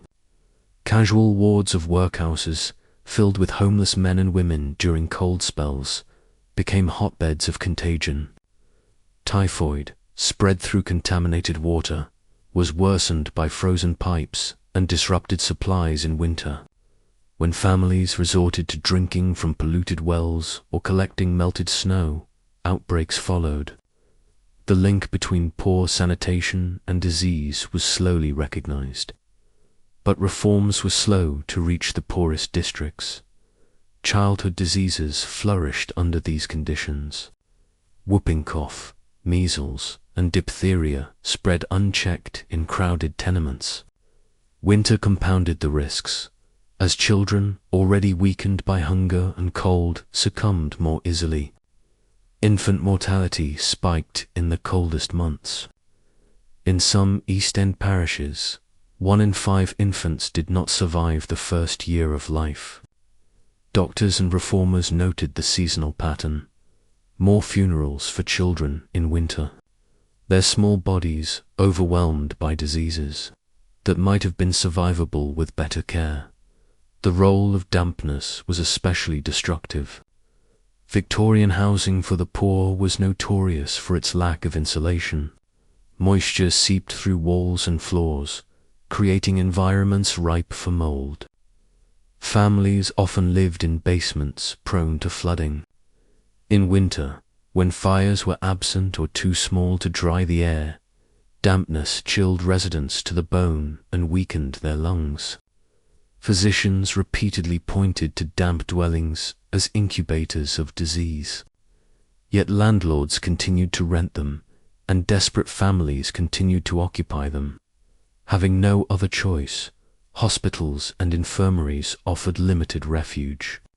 Facilities like the London Hospital in Whitechapel admitted thousands of patients each winter, many suffering from bronchitis or consumption. But beds were scarce, and admission often required proof of poverty or recommendations from charities. Many sick individuals simply remained at home, tended only by family members who could do little. Death often occurred quietly in freezing rooms, unnoticed by the wider world until burial records tallied the toll. Charitable responses to winter disease were piecemeal. Missions and philanthropic societies distributed blankets, clothing, and soup in attempts to prevent illness. But these measures could not alter the structural causes. Some charities sponsored infirmaries for the poor, while others focused on improving sanitation. The Metropolitan Association for improving the dwellings of the industrious classes, for example, advocated better housing as a means of preventing disease. Yet reform lagged behind the suffering, and winters continued to bring predictable waves of illness. The cultural image of winter disease was powerful. Writers like Charles Dickens immortalized the coughing poor in novels, their fragile lives extinguished in cold tenements.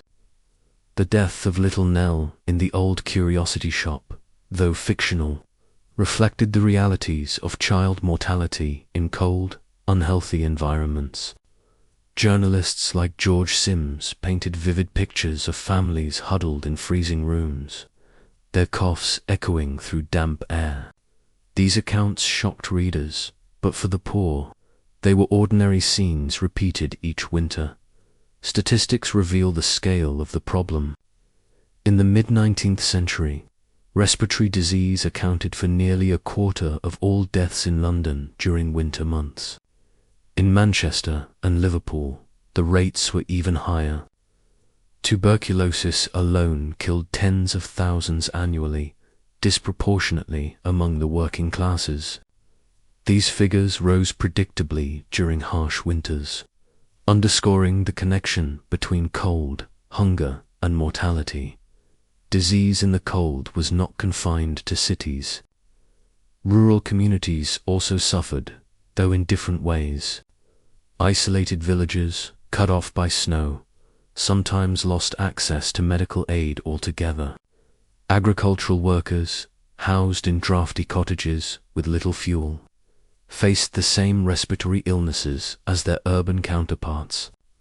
Rural poverty, though less visible than the urban slum, carried its own winter toll. Winter disease was more than a medical phenomenon, was a reflection of inequality. Wealthier families, with heated homes, nutritious diets, and access to doctors, were shielded. Their children survived winters that killed slum children. Their illnesses, when they occurred, were treated promptly, often successfully. The poor, by contrast, were exposed at every level, weaker bodies from hunger, colder homes from fuel poverty, more crowded housing, and fewer medical resources. Winter turned inequality into mortality, transforming poverty into death sentences. By the end of the Victorian age, some progress had been made. The acceptance of germ theory, improvements in public health, and gradual housing reform began to reduce the toll. The Public Health Acts of 1848 and 1875 laid groundwork for better sanitation and ventilation.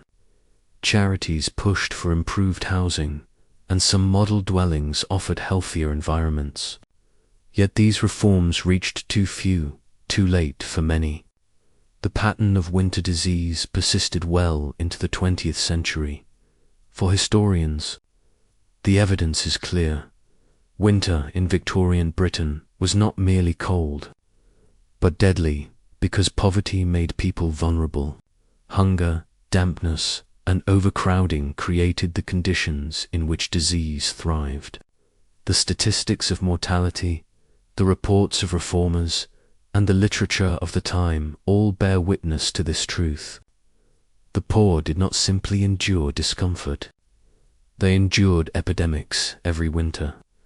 Epidemics that society could have prevented, but did not.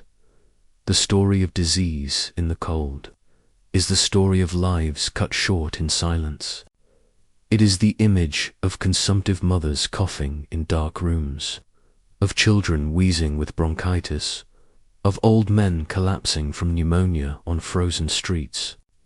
It is the record of how poverty turned illness into inevitability, and how winter amplified suffering until it became unbearable. The frozen streets of misery were not just places of hunger and cold, they were battlegrounds where disease claimed its heaviest toll. In the Victorian age, no group bore the weight of winter more heavily than children. For the poor, childhood was rarely a time of innocence. It was a struggle for survival, made harsher by frost, hunger, and the absence of protection. Across the streets of London, Manchester, Birmingham, and Glasgow, children could be seen barefoot in snow, their breath visible in the cold air as they hawked matches, swept crossings, or begged for scraps. Winter was not simply another season, it was a test of endurance. For many, it was a test they did not survive. The scale of child poverty was immense. By the mid-19th century, more than a third of London's population lived in poverty, and children made up a large share. They were born into overcrowded tenements with inadequate food, little clothing, and no heating. Infant mortality was staggering in some of London's poorest districts. 1 in 5 babies died before their first birthday, with winter months proving deadliest. Cold air and damp rooms attacked fragile lungs, while undernourishment left infants too weak to fight disease. The first years of life were the most perilous, and winter was the greatest threat. For those who survived infancy, survival meant work. Child labour was widespread in Victorian Britain. Children worked in factories, mines, and workshops, often from the age of 6 or 7. Winter made such work unbearable. In unheated mills, Children labored long hours with numb fingers, their breath clouding in the freezing air. In coal mines, where damp cold settled into tunnels, boys as young as 10 hauled heavy loads. For street children, the dangers were worse. Selling newspapers, matches, or flowers on icy streets exposed them to frostbite, sickness, and exhaustion. Many collapsed from hunger while working in the cold. Education, though expanding through reforms, was often sacrificed to survival. The 1870 Education Act created school boards and increased attendance, but many children in poor families still missed lessons in winter, forced instead to work or beg. Without warm clothing or shoes, the walk to school itself could be treacherous. Teachers recorded children fainting in class from hunger, or arriving soaked and shivering after trudging through snow. Charities began to establish free school meals in some districts by the late century, recognizing that hungry, cold children could not learn. But for many, education remained secondary to the immediate need for survival, orphaned and abandoned. Children were the most visible victims of winter. The streets of London teemed with waifs who slept in doorways, under railway arches, or in stairwells. In freezing months, their suffering was acute. Many were discovered dead of exposure, huddled in alleys or stairwells. Social reformers like Dr. Thomas Bernardo were moved by such scenes. Bernardo recalled encountering children blue with cold, hollow with hunger wandering the streets at night, prompting him to establish homes that offered shelter and food. His campaigns revealed the grim reality. Without intervention, countless children froze or starved each winter in Britain's cities. Workhouses provided one form of shelter, but at a cost. Children, omitted with their families, were separated from parents, confined to wards with strict routines and minimal comfort. While they received food and warmth, the institutional environment was harsh. Many families resisted entry until desperation forced them through the gates. For children, the workhouse represented both relief from cold and the trauma of separation. Yet compared to the alternative exposure on the streets, it offered survival. Charitable institutions attempted to fill the gap. Ragged schools, established to provide education and relief for the poorest children, often distributed food and clothing in winter. Missions gave away boots, coats, and blankets. Soup kitchens fed long lines of children whose parents could not afford meals. These efforts, though vital, reached only a fraction of those in need. Reports describe lines of children outside mission halls, waiting in snow for a ladle of soup or a crust of bread. Relief could ease suffering, but it could not end the cycle of poverty. Illness struck children hardest in cold months. Bronchitis, pneumonia, whooping cough, and measles swept through overcrowded homes. Malnutrition left children especially vulnerable. Doctors reported high mortality among infants and toddlers each winter. In East End parishes, burial records show a spike in child deaths during December, January, and February. Tuberculosis, the great killer of the age, often began in childhood, its roots deepened by cold and hunger. Without adequate care, many young lives ended before adolescence. The image of the child in winter became a powerful cultural symbol. Writers like Charles Dickens drew attention to their plight, using characters such as Tiny Tim in A Christmas Carol to highlight the vulnerability of the poor. Though fictional, these depictions were grounded in reality. Dickens himself had witnessed the suffering of children in London's slums and used his novels to provoke compassion. Journalists like George Sims, in essays such as How the Poor Live, documented real scenes of children sleeping in rags, hungry and cold. These accounts shocked readers, though many preferred to see them as tragic inevitabilities rather than societal failings. Children also shaped public perception of winter poverty because their suffering was undeniable. Adults might be blamed for idleness or vice, but children were seen as innocent. Reformers used this moral leverage to advocate for greater relief. Campaigns to provide free meals, clothing, and shelters often emphasized the innocence of child victims. The sight of barefoot boys in snow or starving girls begging outside shops could stir sympathy where adult suffering did not. Yet, despite such advocacy, systemic change was slow. Seasonal traditions highlighted the cruel divide. For middle and upper-class children, winter was a time of comfort and festivity.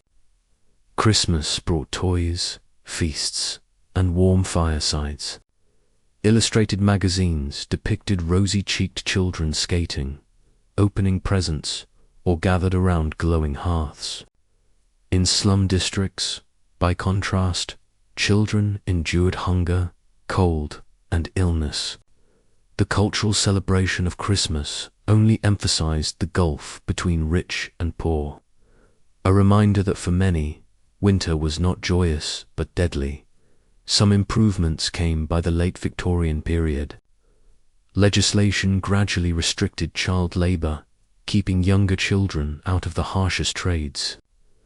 The 1870 Education Act and later reforms increased school attendance, and charitable organizations expanded aid. Free school meals, introduced in some districts, offered children at least one hot meal a day. Bernardo's homes and other orphanages provided shelter for some of the most vulnerable. Yet these changes did not erase the realities of poverty. For countless children, winters remained seasons of hunger, illness, and loss. Mortality statistics underline the scale of suffering. In 1890, nearly 20% of children in London's poorest districts died before the age of 5. In cities like Manchester and Liverpool, rates were similar. Winter months accounted for a disproportionate share of these deaths. Behind each number was a child whose life ended not through accident or misfortune, but through the relentless cycle of poverty, hunger, and cold. The story of Victorian children in winter is not one of resilience, but of vulnerability. They were the most defenseless members of society, dependent on adults for shelter, warmth, and food. When those supports failed through unemployment, high prices, or systemic neglect, they paid the price. Their hollow cheeks, bare feet, and empty stomachs bore witness to an empire that celebrated progress while allowing its youngest citizens to suffer. Children of the frost remind us of the human cost of inequality. They remind us that progress measured in factories and railways meant little when children froze in doorways. They remind us that winter was not simply a season, but a trial, one that revealed the starkest truths of Victorian society. For the poor, childhood was fragile. For too many, winter ended it altogether. In the depths of Victorian winter, hunger and disease were constant companions of poverty. But the cold itself was often the final executioner. Death on the streets was no metaphor, it was a literal reality. Each year, the newspapers carried brief notices of bodies found frozen in alleys, under bridges, or in doorways, sometimes within sight of the glittering wealth of the city. The cold did not discriminate, but poverty ensured that its victims were nearly always the poor, the homeless, and the abandoned. In the slums of London, Manchester, and Liverpool, winter turned streets into graveyards. London, the beating heart of empire, was also the stage for some of the most tragic scenes. The East End, already overcrowded and impoverished, produced regular reports of men, women, and children found dead of exposure. In Whitechapel, constables discovered bodies huddled against walls, covered only with rags. Newspapers recorded such events with chilling brevity. A woman was found frozen to death in Spitalfields. Such reports rarely named the victims. They were faceless poor, catalogued as statistics rather than mourned as individuals. The homeless were most at risk. Lodging houses charged pennies for a bed or even for a spot on the floor. For those without coins, the only shelter was the open air. In winter, this meant sleeping on stone steps, in railway arches, or in market stalls. Accounts from reformers describe men and women waking to find companions beside them stiff and lifeless. The morning discovery of corpses was so common that it ceased to shock the public. Winter cold claimed lives quietly, leaving little trace beyond coroners' reports and pauper graves. Children were among the most tragic victims. Street children, abandoned or orphaned, often lacked even the rags that adults clung to. In 1869, Bernardo described finding a boy no older than 10, dead from exposure near Covent Garden, his hands blue, his body emaciated from hunger.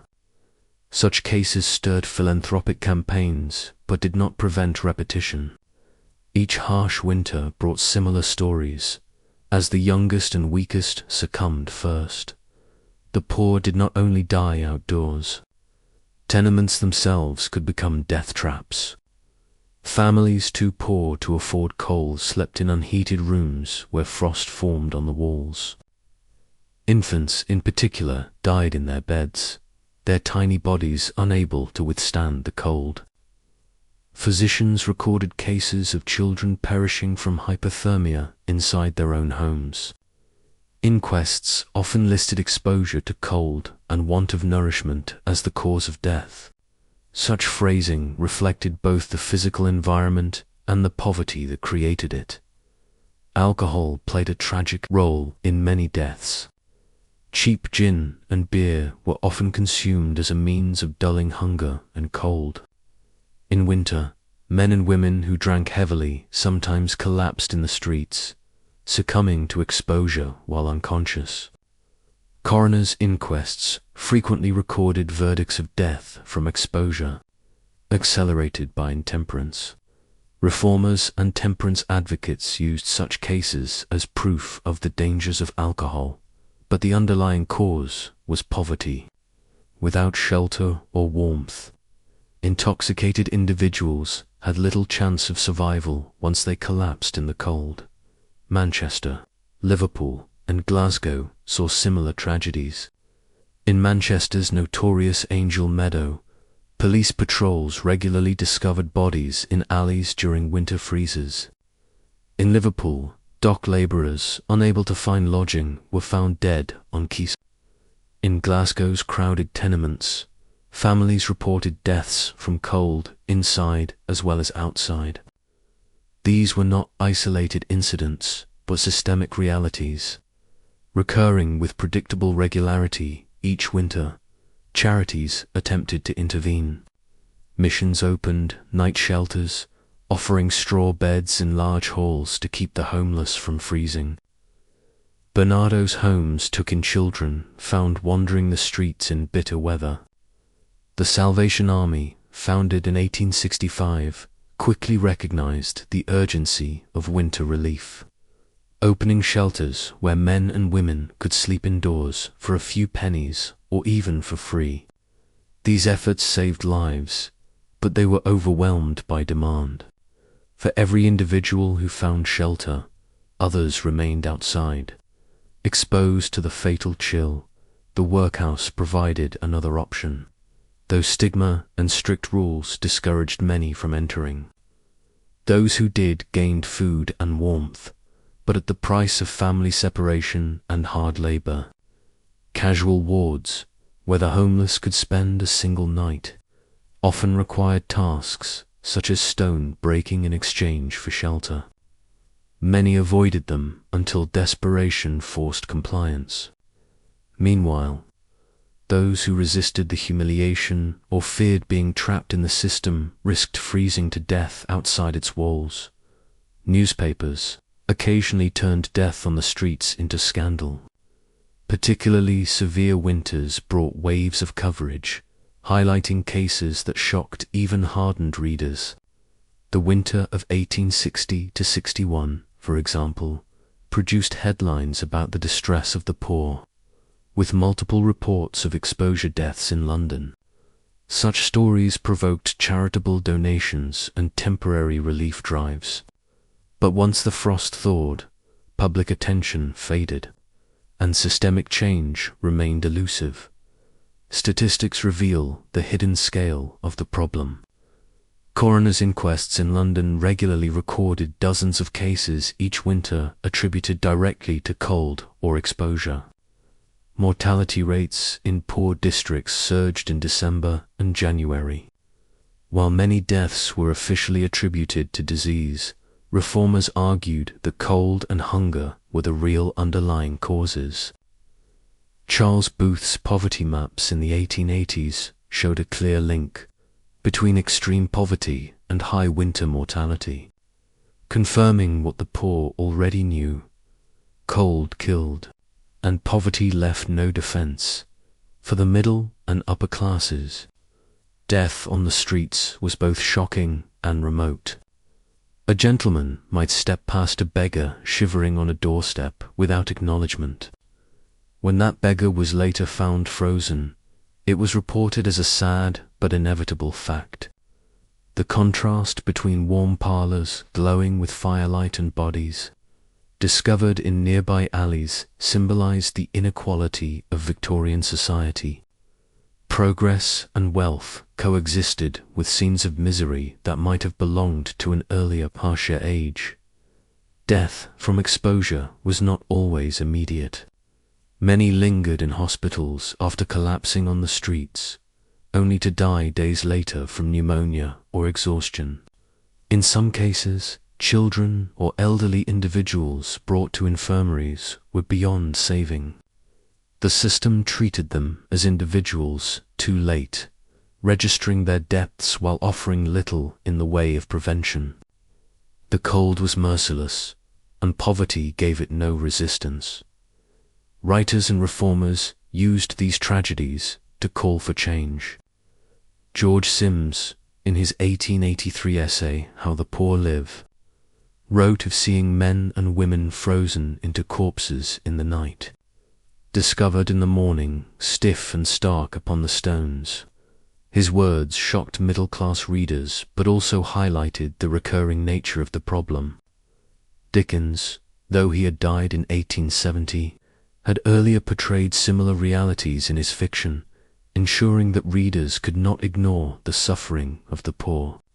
Yet literature and journalism, while raising awareness, could not shield the poor from the cold itself. Death on the streets became part of the cycle of Victorian winters. Hunger, disease, exposure, burial. Pauper funerals carried the bodies to massed graves, unmarked and soon forgotten. Each year, as frost descended, new victims replaced the old, and the process began again. It was not simply neglect. It was systemic, woven into the structure of poverty, labor, and inequality. Winter, more than any other season, revealed the cruelty of that structure. By the close of the century, relief efforts had expanded.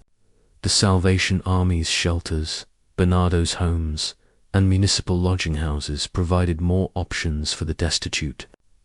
Public health reforms and housing acts gradually improved conditions.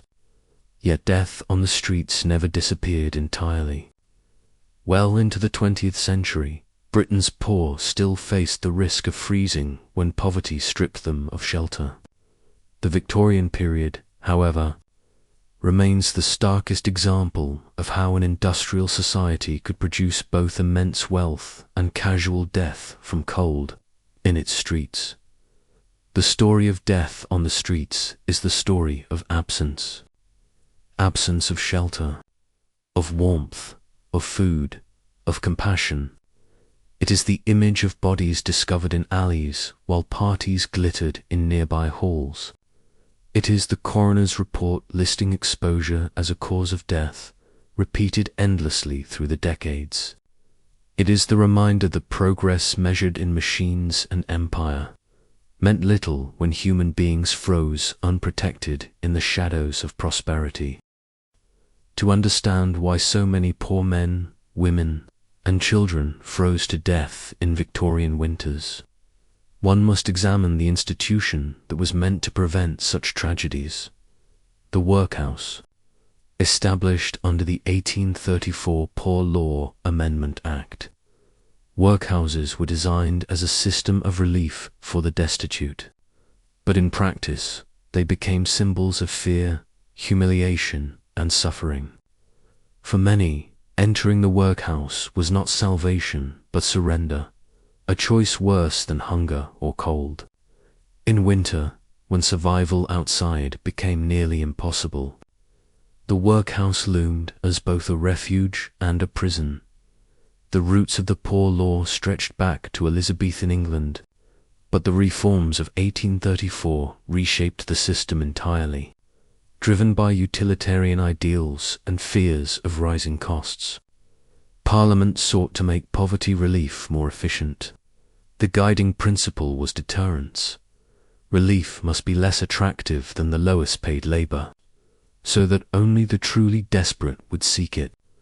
This principle became known as the less eligibility rule. To enforce it, the workhouse was transformed into a place of harsh discipline. Workhouses dotted Britain by the mid-19th century. Each Poor Law union groups of parishes maintained its own institution. Architecturally, they resembled prisons or barracks, large, stark buildings with high walls and barred windows. Inside, strict segregation ruled. Families were broken apart. Men, women, and children were housed separately, often unable to see one another except during limited times. The family unit, already fragile in poverty, was fractured by the very institution intended to provide relief. Daily life in the workhouse was rigid and monotonous. Inmates rose early, worked long hours, and followed strict routines. Tasks varied: breaking stones, picking oakum, teasing apart old rope, scrubbing floors, or other forms of menial labor. Food was intentionally plain and limited gruel, bread, cheese, and small portions of meat. The aim was not to starve inmates, but to ensure that life inside was harder than life outside. Comfort was not permitted. Discipline was paramount. In winter, the contrast between outside suffering and inside harshness was most acute. For those freezing on the streets, the workhouse offered warmth, food, and shelter, but the cost was high. To enter meant loss of freedom, separation from family, and submission to stigma. Public opinion often branded workhouse inmates as failures, morally deficient or idle. This stigma discouraged many from entering until desperation left no choice. Reformers recorded countless cases of families who endured cold and hunger rather than face the humiliation of the workhouse. Gates, casual wards offered a temporary form of relief for the homeless. Known colloquially as the Spike, these wards provided one night of shelter in exchange for labor the following day. Men might be required to break stones for hours before release. Women were often tasked with laundry or cleaning. Conditions were Spartan: hard beds, strict silence, and minimal rations. Demands surged in winter, with long lines forming outside in freezing conditions. Some applicants were turned away when wards reached capacity, leaving them to face the cold again. Children in the workhouse faced particular hardship. Though they received basic education and training, they lived under strict regimens with limited affection. Many were apprenticed into trades at young ages, separated permanently from their families. Reformers criticized the institutional environment as stifling and damaging. Winter offered them food and warmth, but at the expense of childhood itself. Accounts describe children crying as they were taken from parents at the gates. Their small hands pried away as rules demanded separation. The workhouse was not only a place of relief, but also of death. Inmates too sick to work were confined to infirmaries, often overcrowded and poorly staffed. Mortality rates were high, especially in winter when disease surged. The poor who entered seeking survival sometimes found only a pauper's grave. Workhouse cemeteries, filled with unmarked graves, bore silent witness to the failures of the system. Public criticism of the workhouse grew steadily. Reformers like Charles Dickens condemned its cruelty through literature. Oliver Twist, published in 1837, immortalized the image of the starving workhouse child begging for more. Though fictional, Dickens's portrayal reflected real abuses. Journalists and investigators echoed these critiques. George Sims, in his 1883 essay, How the Poor Live, described the stigma of the workhouse as worse than prison for many poor families. Charles Booth's poverty maps, produced in the 1880s and 1890s, highlighted the connection between destitution, workhouse admissions, and winter mortality. Despite criticism, defenders of the poor law argued that the system was necessary to prevent dependency. They insisted that generosity in relief would encourage idleness. This tension between compassion and deterrence defined Victorian poor relief. In practice, it left thousands of destitute individuals outside the system, suffering in cold streets rather than submitting to the one works. The harshness of the workhouse was especially evident in winter statistics. Admissions spiked during cold months, revealing how poverty worsened with frost. Yet many deaths recorded in coroners' reports, exposure, hunger, disease, testified to those who never entered. Families often delayed until the last possible moment, hoping to avoid separation and stigma.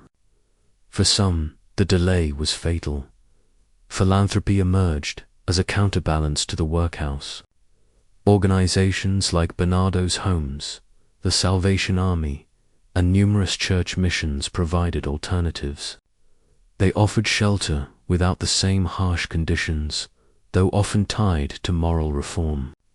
Yet their capacity was limited compared to the scale of need. The workhouse remained the primary state solution, even as its reputation grew darker. By the late Victorian period, reforms began to soften the system. Workhouse infirmaries improved, partly under pressure from medical reformers. Some unions introduced less punitive policies for families, yet the stigma never disappeared. The very name workhouse became synonymous with failure and despair. Winter, more than any other season, forced the poor to confront this choice: endure hunger and cold, or surrender to the spike. The contradictions of Victorian society were never clearer than in the workhouse. An empire celebrated for progress and wealth relied on a system that punished poverty instead of alleviating it. Families froze on the streets while beds sat empty behind forbidding gates, simply because entering meant humiliation. Children died in tenements while workhouse rations went unclaimed, as parents resisted separation. The poor law offered survival, but at a cost many judged too high for the historian. The workhouse embodies the Victorian struggle with poverty, fear of dependency clashing with the reality of need. It reveals how policy, shaped by ideology rather than compassion, turned winter into a season of cruelty. The frozen streets of misery were not inevitable. They were the outcome of a system that offered relief only through punishment. In the end, the workhouse became less a refuge than a warning. Its walls loomed over the poor as a reminder of society's judgment. Winter revealed its failures most starkly as bodies froze outside its gates while others endured its harsh discipline within. It was a symbol of an age that prized progress, yet allowed suffering, a monument not to relief, but to neglect. Victorian Britain's frozen streets were not left entirely to fate. Alongside the harsh poor law and the dreaded workhouse, another force emerged: the efforts of private charity and reformers. These men and women philanthropists, religious leaders, social investigators, and volunteers sought to ease the suffering of the poor in winter. Their work never erased poverty, but it provided food, shelter, and advocacy that the state refused to offer. In the coldest months, charity was often the difference between life and death. The Victorian period saw an explosion of charitable institutions, driven by Christian duty, social conscience, or sheer horror at urban poverty. Reformers established missions, soup kitchens, night shelters, and schools. The East End of London, with its dense population and visible misery, became the focus of much of this activity. Reformers argued that society could not progress while children froze in rags and families starved in unheated rooms. Their interventions filled gaps left by inadequate state systems. Among the most famous was Dr. Thomas Barnardo. Arriving in London in 1866 to train as a missionary doctor, Barnardo was shocked by the sight of destitute children wandering the streets, especially in winter. He founded his first home in Stepney in 1867, offering food, shelter, and education. His motto, "No destitute child ever refused admission," reflected his mission. By the end of the century, Barnardo's homes sheltered thousands of children, many of whom would otherwise have perished in winter cold. His institutions provided clothing and warmth as well as training for future employment, offering a path out of poverty for at least some of London's youngest victims. Religious organizations played a central role. The Salvation Army, founded in 1865 by William and Catherine Booth, combined evangelical zeal with practical aid. Its food for the hungry and shelter for the homeless mission was especially active during winter. The Salvation Army established cheap lodging houses, where men and women could find warmth for pennies and free shelters for those without even that. Soup kitchens, night shelters, and blanket distributions became regular features of Salvationist outreach. The Army's military-style organization allowed it to mobilize quickly in times of crisis, and its brass bands and public rallies drew attention to the plight of the poor. Church missions and parish charities also acted locally. In East London, the London City Mission distributed coal, bread, and clothing during cold spells. Ragged schools, often run by church groups, provided free education and meals to children too poor for formal schooling. Missions frequently combined material aid with religious teaching, insisting that spiritual reform accompanied physical relief. Critics sometimes accused them of conditional charity, but for the poor shivering in winter, the food and clothing were indispensable. Philanthropists from wealthier classes contributed resources as well as influence. Angela Burdett Coutts, one of the richest women in Britain, devoted much of her fortune to charitable works. She funded housing projects, schools, and relief efforts for the poor. In winter, she financed coal distributions, ensuring that thousands of families could heat their homes. Octavia Hill, another prominent reformer, focused on housing reform, arguing that better living conditions were the key to preventing disease and suffering in cold weather. Though limited in scale, such efforts pointed toward long-term solutions. Social investigators played a crucial role in exposing winter misery to public view. Charles Booth's poverty surveys in the 1880s and 1890s documented the link between poverty and seasonal mortality, producing maps that highlighted areas of greatest need. George Sims, through essays such as How the Poor Live, shocked readers with descriptions of families without fires, children in rags, and the frozen dead discovered on streets. Their writings did not merely describe conditions.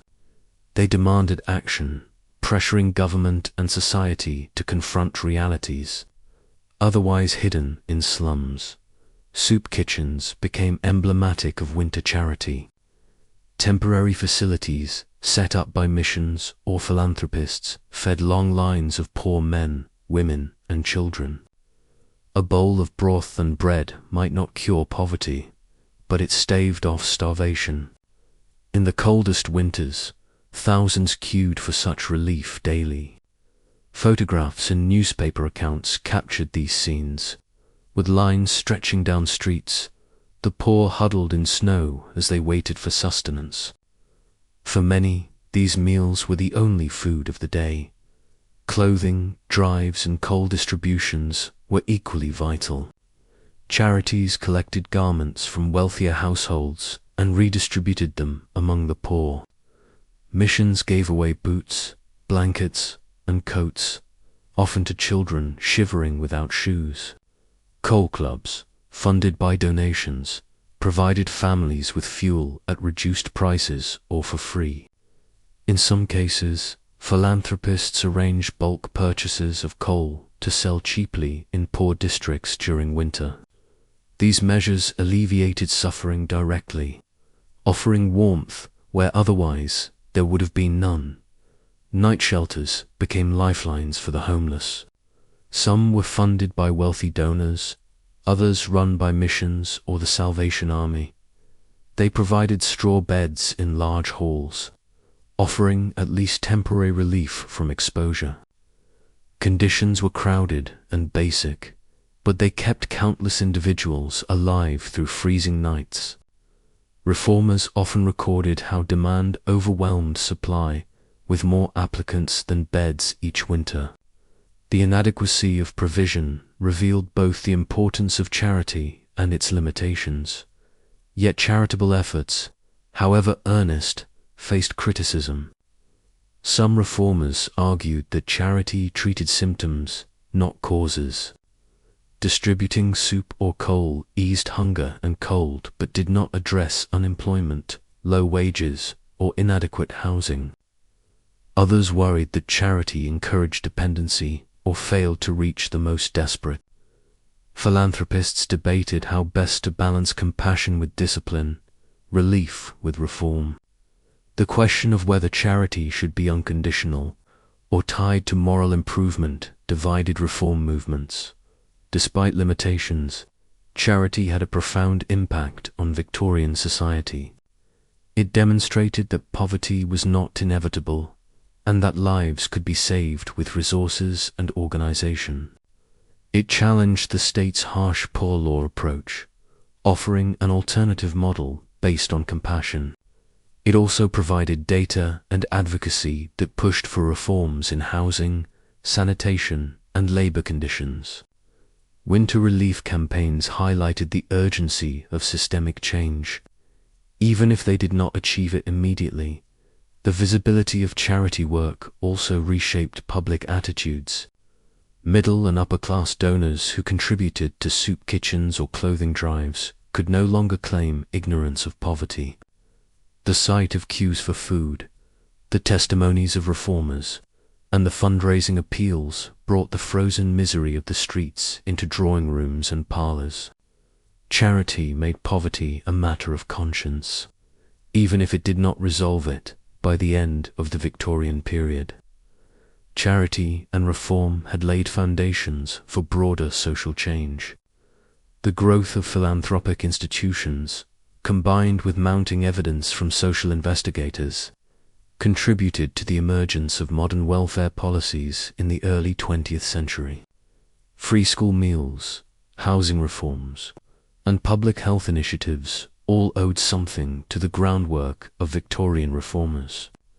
The efforts of charity could not end winter suffering in their own time, but they pointed the way toward more comprehensive solutions. In the frozen streets of misery, charity meant survival. A blanket, a bowl of soup, a night's shelter, or a load of coal could keep death at bay.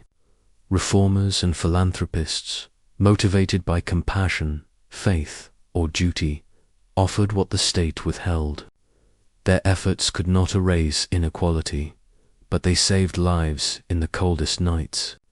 They stand as reminders that even in an age of harsh laws and vast indifference, some chose to confront poverty not with punishment, but with humanity. The story of Victorian winter misery was not only about the streets, the slums, or the workhouses. It was also about politics. Every shivering child, every family huddled around a dying fire, every body discovered frozen in a doorway was part of a larger struggle over how Britain understood and governed poverty. The politics of poverty determined whether relief was granted, how it was administered, and whether society saw the poor as victims of circumstance or as authors of their own fate. In the bitter cold of winter, these debates carried life or death consequences. The foundation of Victorian poverty policy was the Poor Law Amendment Act of 1834, passed in the aftermath of the Industrial Revolution. It embodied a particular philosophy that poverty was best addressed through deterrence, not compassion. Parliament, influenced by Benthamite utilitarianism and the writings of economists like Thomas Malthus, believed that generous relief encouraged idleness. The solution was the workhouses system, designed to be so harsh that only the truly desperate would enter. In political terms, poverty relief became less about supporting the vulnerable and more about controlling them. Winter exposed the cruelty of this system. Each year, newspapers carried stories of families starving or freezing while workhouses remained half empty, avoided because of stigma and harsh conditions. Critics argued that the Poor Law failed to address the realities of seasonal unemployment, food shortages, and fuel poverty. Yet defenders insisted that any easing of conditions would undermine labor discipline and drain public funds. This tension shaped Victorian politics throughout the century. Debates in Parliament reflected these divisions. Conservative voices emphasized self-reliance and discipline, portraying poverty as a moral failing. They resisted reforms that might encourage dependency. Liberals and radicals, influenced by growing social reform movements, argued for better housing, sanitation, and education as long-term solutions. During severe winters, pressure mounted for temporary relief measures, such as soup kitchens or coal allowances. But these measures were ad hoc, often dependent on local boards of guardians or private charity rather than national policy. Public health became an increasingly political issue. Outbreaks of cholera in the 1830s and 1840s forced Parliament to recognize the link between poverty, sanitation, and disease. The Public Health Act of 1848, though limited, marked the beginning of state involvement in sanitation. By the 1870s, further acts strengthened local authorities' powers to improve housing and drainage. These reforms were partly political responses to the undeniable connection between poverty and winter mortality. Disease did not respect class boundaries, and epidemics that began in slums often spread more widely. Politicians realized that alleviating poverty was not only moral but practical for the health of the nation. The politics of winter poverty also intersected with labor and wages. Many Victorians worked in industries with seasonal fluctuations. Builders, dockers, and agricultural laborers often faced unemployment in winter. Without wages, they could not buy food or fuel. Trade unions, emerging as political forces in the mid-19th century, campaigned for better conditions, though their influence was limited among the very poorest. Parliament debated factory laws, working hours, and child labor restrictions, but the seasonal vulnerability of workers remained largely unaddressed in law. Public opinion was shaped by the press and reformers. Investigative journalists and writers like Charles Dickens and George Sims exposed the realities of poverty to middle-class readers. Sims's How the Poor Live, 1883, directly challenged political complacency, describing how winter cold killed the poor while politicians debated abstract principles. Booth's poverty surveys in the 1880s and 1890s provided statistical evidence that poverty was widespread and structural, not simply the result of laziness. His maps showed entire neighborhoods living in chronic want, with mortality rates surging in winter. These findings could not be dismissed as isolated cases. They forced politics to confront reality. Still, resistance to systemic change was strong. Many politicians and taxpayers feared that expanding relief would encourage dependency and undermine the values of work and thrift. The image of the undeserving poor, those supposedly idle or immoral, was used to justify restrictive policies. Winter deaths, in this view, were tragedies but also warnings, reminders that discipline must not be softened. The political narrative framed poverty less as a social failing than as a test of character. The divide between local and national responsibility also shaped outcomes. Poor relief was largely administered locally through boards of guardians elected by ratepayers. Their willingness to provide coal, food, or medical aid in winter varied widely.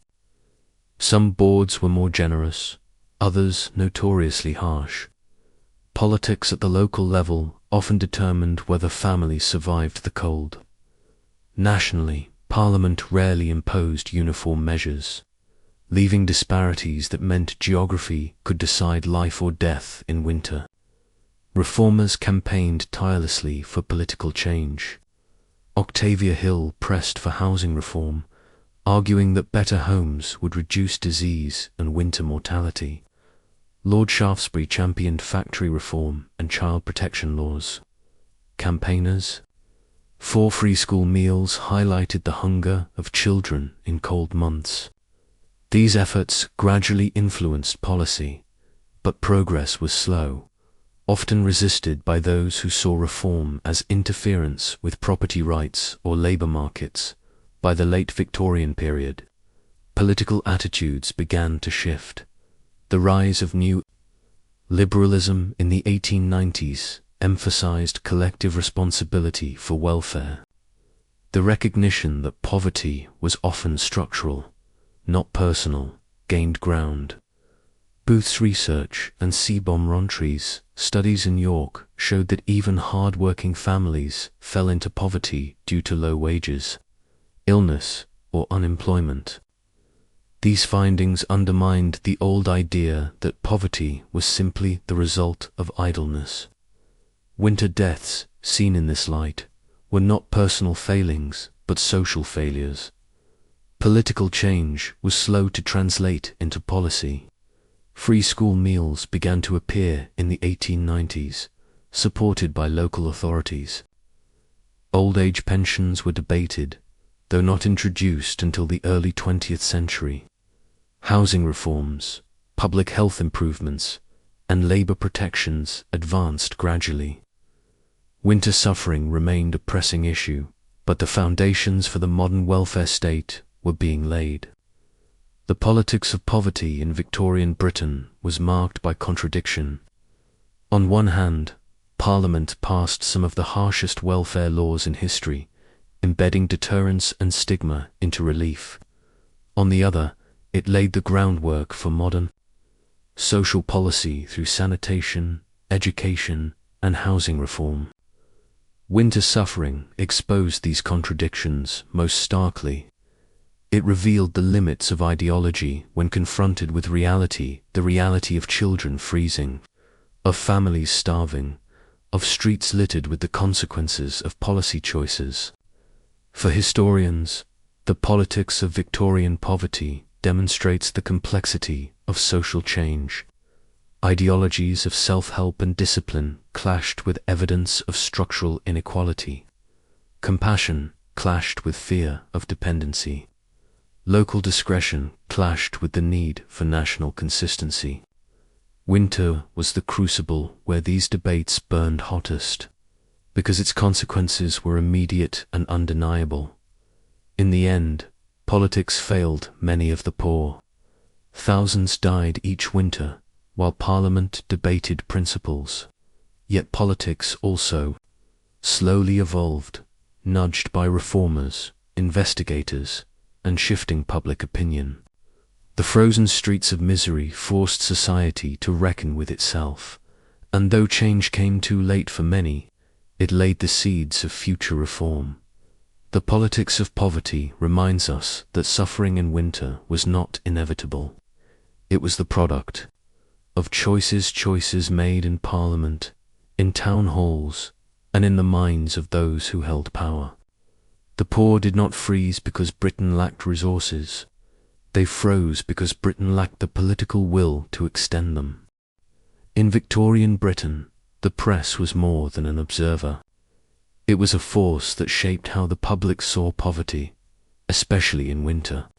Newspapers, pamphlets, and serialized novels gave voice to suffering that might otherwise have remained hidden in the alleys and tenements of industrial cities. Winter made poverty visible, and the press transformed that visibility into words and images that reached parlors, coffee houses, and drawing rooms across the nation. In an era before television or film, the printed word carried enormous power. It could stir sympathy, provoke outrage, or reinforce prejudices. The mid-19th century was an age of expanding literacy. Industrialization, urbanization, and educational reforms meant more people than ever could read. Penny newspapers, affordable magazines, and serialized fiction brought stories of poverty into homes far removed from the East End or the slums of Manchester. For middle and upper-class readers, the press provided their primary window into the lives of the poor. Winter deaths, soup kitchen queues, or the discovery of frozen bodies in London streets were reported in short, stark articles that confronted readers with the realities of suffering. Newspapers frequently published accounts of winter tragedies. Short notices, "A man found frozen in Whitechapel," appeared regularly in columns, often with little detail. But investigative journalists expanded these into fuller narratives, describing in vivid terms the conditions of the poor. George Sims, in his famous 1883 essay, How the Poor Live, offered readers a guided tour through London's East End, pointing to damp rooms, barefoot children, and the frozen misery of winter. His words were uncompromising. We allow people to be done to death in a way that makes civilization a mockery. Such language pierced complacency and provoked public debate. Illustrated. Newspapers such as the Illustrated London News provided engravings and sketches that brought winter poverty into visual form. Images of soup kitchens, ragged children, or funeral processions of the poor captured scenes that words alone could not. These illustrations reached thousands of households, offering stark contrasts to the idealized images of Christmas that filled other pages. The juxtaposition was striking. One page celebrating festive cheer, the next showing freezing families huddled in the snow. Charles Dickens was perhaps the most influential literary voice in shaping perceptions of winter poverty. His novels, serialized in popular magazines, reached vast audiences. Works like Oliver Twist and Bleak House depicted the grim realities of slum life and the failures of the poor law. A Christmas Carol in 1843 directly addressed the moral responsibilities of the wealthy toward the poor in winter. The character of Tiny Tim embodied the fragile lives of children in cold, unhealthy homes, while Scrooge's transformation spoke to the possibility of compassion. Though Dickens wrote fiction, his portrayals were grounded in the reality he observed in London's streets. The press also amplified the work of reformers. Reports on the campaigns of Bernardo, the Salvation Army, or Octavia Hill spread awareness and solicited donations. Newspapers published appeals for funds during harsh winters, encouraging readers to contribute coal, clothing, or money for soup kitchens. These appeals often framed poverty in moral terms, emphasizing the innocence of children or the respectability of struggling families. Such narratives could soften public resistance to charity, even among readers wary of indiscriminate relief. Not all press coverage was sympathetic.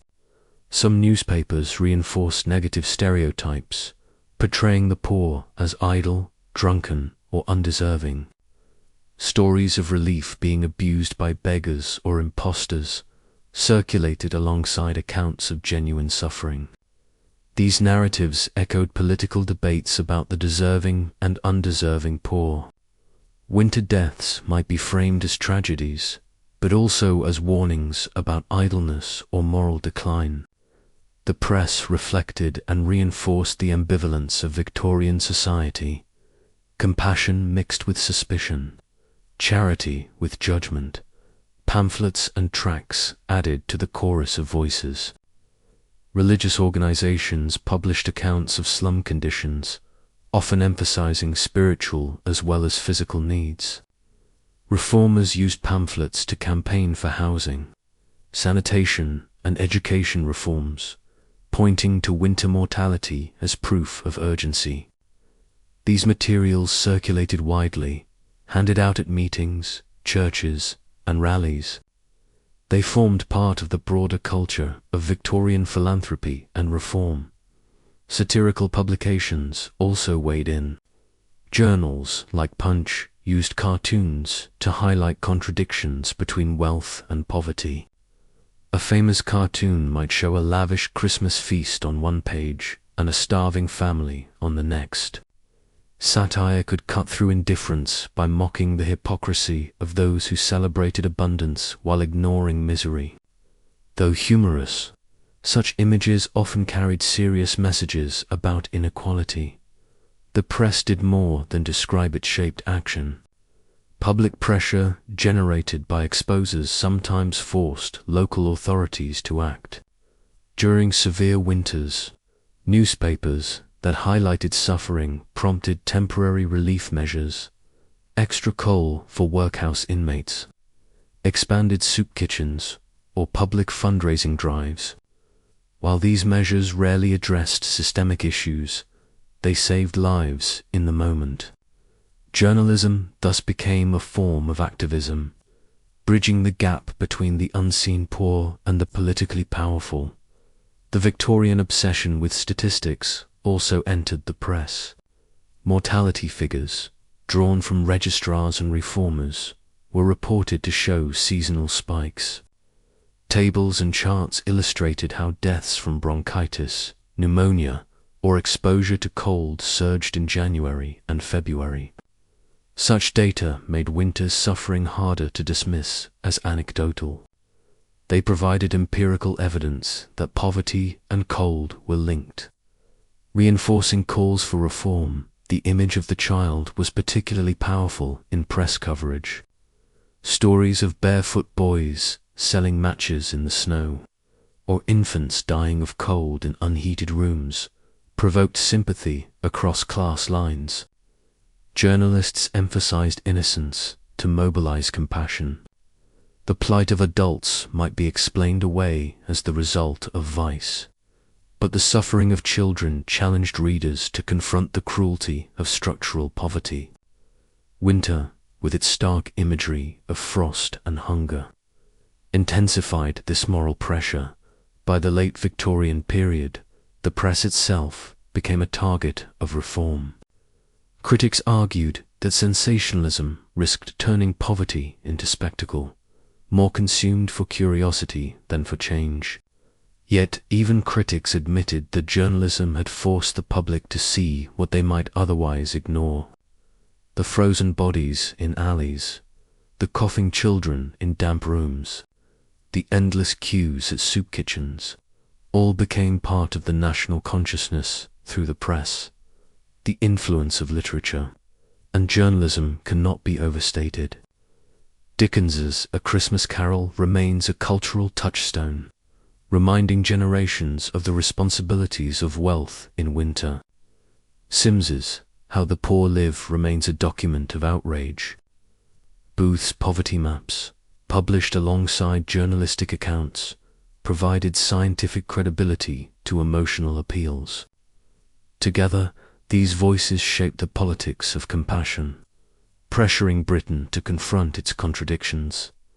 The Victorian press was not a single voice, but a chorus, some sympathetic, others judgmental, some descriptive, others prescriptive. But collectively, it ensured that winter poverty was not invisible.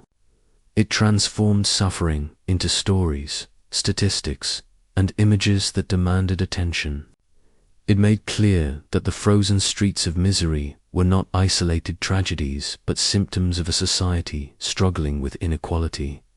For historians, the press is both a source and a subject. It documents the realities of winter poverty while also shaping them. It reveals how narratives of deservingness, morality, and responsibility were constructed.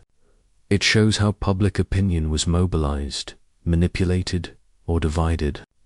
And it demonstrates the power of words and images in an age when they were the primary link between classes, the voice of the press, in all its contradictions, remains central to understanding Victorian winter misery. It carried the coughs of consumptives, the cries of hungry children, and the silence of the frozen dead into the homes of those who might never otherwise encounter them.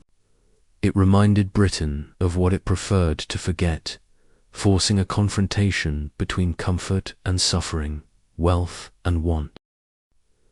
By the closing decades of the 19th century, the frozen misery of winter had left deep marks on Britain's conscience.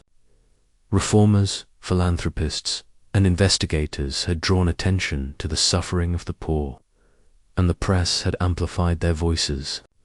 Mortality statistics confirmed what was already known. Cold and hunger killed tens of thousands each year.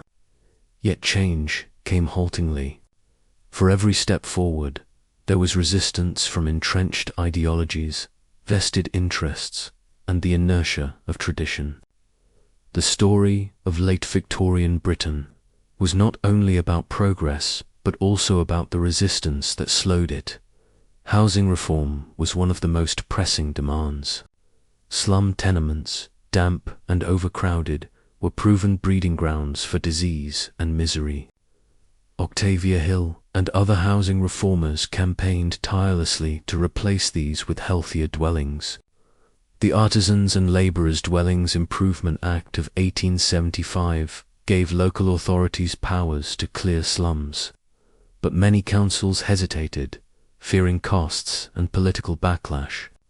Landlords resisted reforms that threatened profits, while some ratepayers opposed higher taxes for public housing projects.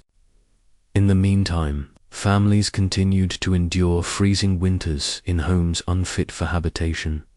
Sanitation reforms also progressed slowly. The Public Health Acts of 1848 and 1875 had established frameworks for drainage, clean water, and waste disposal. Yet implementation varied widely. Wealthier districts improved quickly, while poorer areas lagged. In many East End neighborhoods, water pipes froze in winter, forcing families to drink from polluted wells or melted snow. Public health officials understood the consequences, but local boards often lacked funding or political will. Resistance came not only from cost-conscious authorities, but also from property owners who objected to government interference. Education offered another avenue of progress. The Elementary Education Act of 1870 made schooling compulsory for children up to the age of 10, and later acts extended it. By the 1880s, millions of children were attending school, including those who would otherwise have worked or begged in winter streets. Yet resistance remained. Some employers complained that compulsory schooling deprived them of cheap labor. Poor families, dependent on children's wages, sometimes resented the loss of income. Enforcement was inconsistent, and many children still missed school during harsh winters to work or stay home in unheated rooms. One of the most significant reforms was the introduction of free school meals. By the 1890s, reformers argued that education could not succeed if children attended classes hungry. Winter hunger was particularly destructive, leaving children fainting in classrooms or unable to concentrate. Local authorities in some districts began providing free or subsidized meals, funded by charitable donations or local taxes. The idea, however, faced opposition from critics who feared it would encourage dependency or undermine parental responsibility. Despite resistance, free school meals spread, marking an important recognition that hunger was a public concern. Labor reform gained momentum as trade unions and socialists pushed for protections. Seasonal unemployment, especially in winter, left workers vulnerable. Campaigns for shorter working hours, safer conditions, and minimum wages grew in strength. The Match Girls' strike of 1888 and the dock workers' strike of 1889 highlighted the struggles of poorly paid workers, many of whom faced destitution in cold months. These movements pressured Parliament to take action, though legislation was often slow and partial. Resistance came from industrialists and conservatives who argued that regulation stifled growth and competitiveness. Charitable institutions continued to expand, bridging gaps the state refused to address. Bernardo's homes grew into a vast network, sheltering thousands of children. The Salvation Army opened more shelters and soup kitchens, especially during severe winters. These organizations demonstrated that practical relief was possible, challenging political resistance with direct action. Yet they also underscored the limitations of relying on charity. Provision was uneven, dependent on donations, and insufficient for the scale of need. Progress through philanthropy could never fully overcome structural inequality. Scientific studies of poverty strengthened reformers' arguments. Charles Booth's poverty maps, published between 1889 and 1903, revealed that nearly a third of London's population lived in chronic poverty. His work shocked readers by demonstrating that poverty was not confined to a small, idle minority, but was widespread and structural. Seebohm Rontrie's study of York in 1899 confirmed the findings, showing that low wages, illness, and old age, not laziness, were the main causes of poverty. These studies undermined long-standing prejudices, but resistance lingered. Many politicians and ratepayers, continued to cling to the idea that poverty was primarily moral rather than economic. Political debates intensified in the final decades of the century. The old guard, rooted in Malthusian and utilitarian thinking, resisted reforms that might expand state responsibility. They feared higher taxes, dependency, and a weakening of the work ethic. Reformers, by contrast, pushed for a more active role for government in alleviating poverty. The clash between these views played out in Parliament, local councils, and the press. Winters sharpened the debate, as each season's tragedies provided. Reformers with new ammunition and conservatives with new warnings. Progress came unevenly but steadily. The Housing of the Working Classes Act of 1890 expanded powers for slum clearance and public housing construction. The Education Acts broadened compulsory schooling and improved access. The Factory Acts limited child labor and improved workplace safety. The first free school meals were introduced. Public health measures expanded, bringing cleaner water and better drainage to poor districts. These reforms, though limited, marked a turning point. Winter misery remained severe, but the seeds of systemic change were being sown. Resistance persisted. However, even into the 20th century, many landlords, industrialists, and taxpayers opposed reforms that threatened profits or increased costs. Some newspapers continued to blame the poor for their condition, reinforcing stereotypes of drunkenness and idleness. Politicians often watered down legislation to appease both reformers and conservatives, leaving gaps in provision. The ideological divide between deterrence and compassion continued to shape policy, slowing the pace of change. Winter itself acted as a relentless test of progress. Each harsh season revealed both the gains of reform and the persistence of suffering. Families in new model dwellings enjoyed better insulation and sanitation, while those still trapped in old tenements endured frost and disease. Children in schools with free meals found some relief, while others still fainted from hunger. The contrast between progress and resistance was lived out each year in Britain's streets, tenements, and classrooms.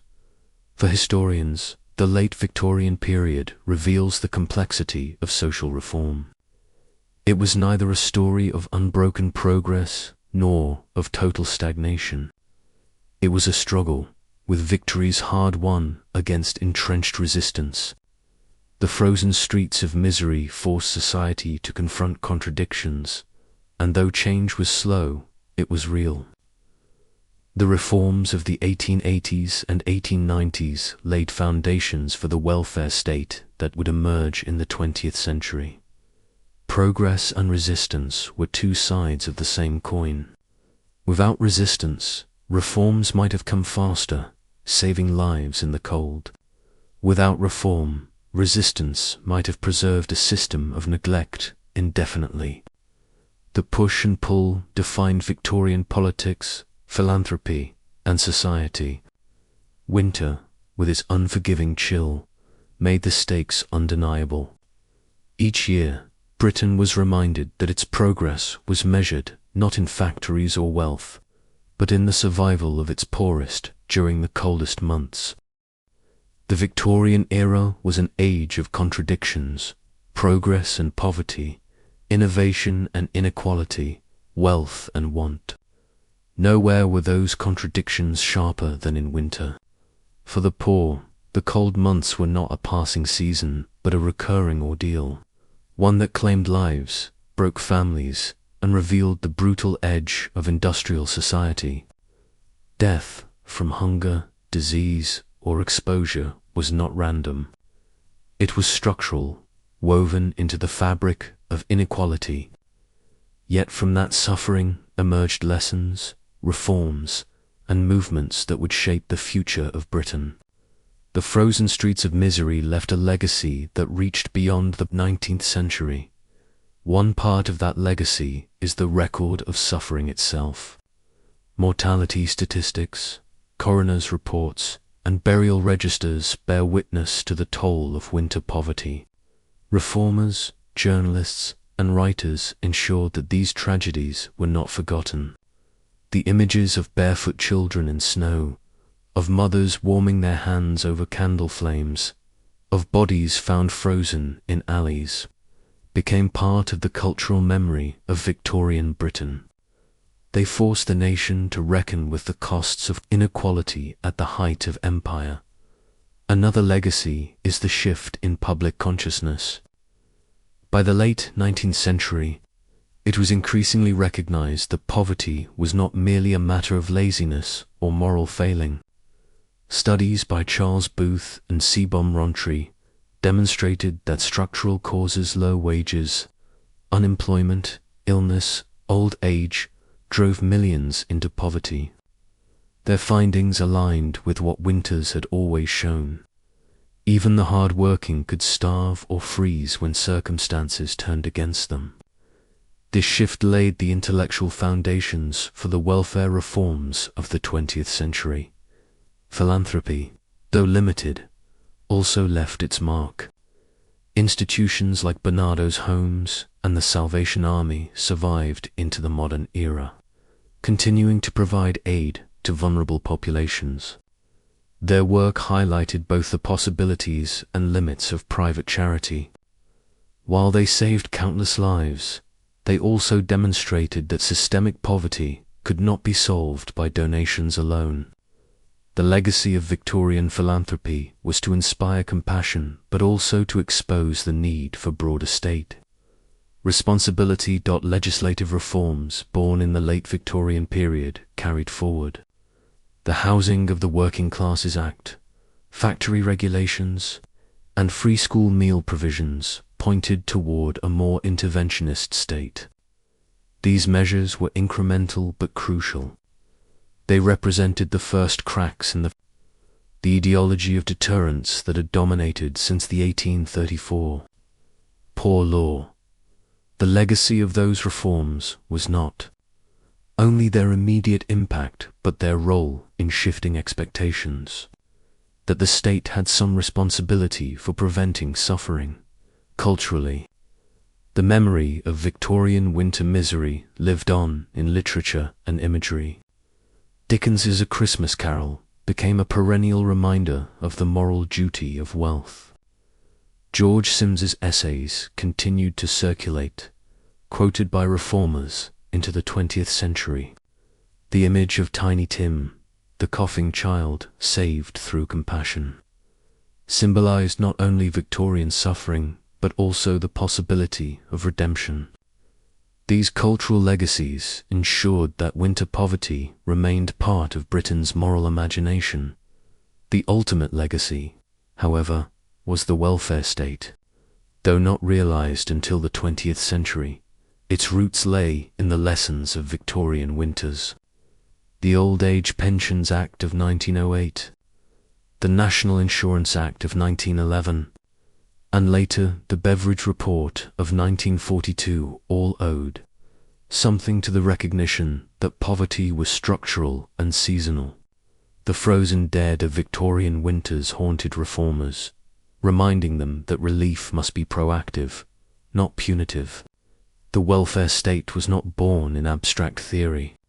It was born in part from the memory of children starving in snow and families freezing in unheated rooms.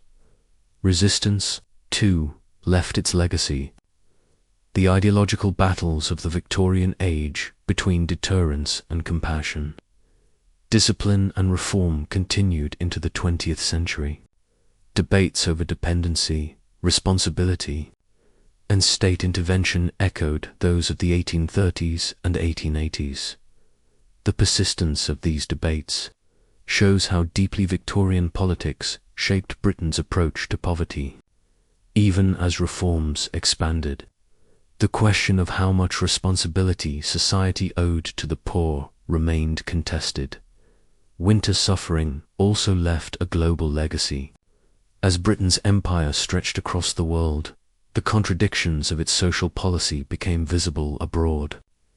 Missionaries and colonial administrators confronted poverty in other contexts, informed by the debates at home. The Victorian struggle with winter poverty influenced international movements for social reform, from labour protections to housing projects. The lessons of the frozen streets of London resonated far beyond Britain's borders. For historians, the legacy of Victorian winters is both cautionary and instructive. It demonstrates how industrial progress can coexist with human misery if inequality is unchecked. It shows how ideology can blind societies to suffering until tragedy forces recognition. It reveals how reform is often reactive, spurred by the visibility of death rather than proactive compassion. Most of all, it reminds us that poverty is not a natural condition but a product of human choices, policies, and priorities.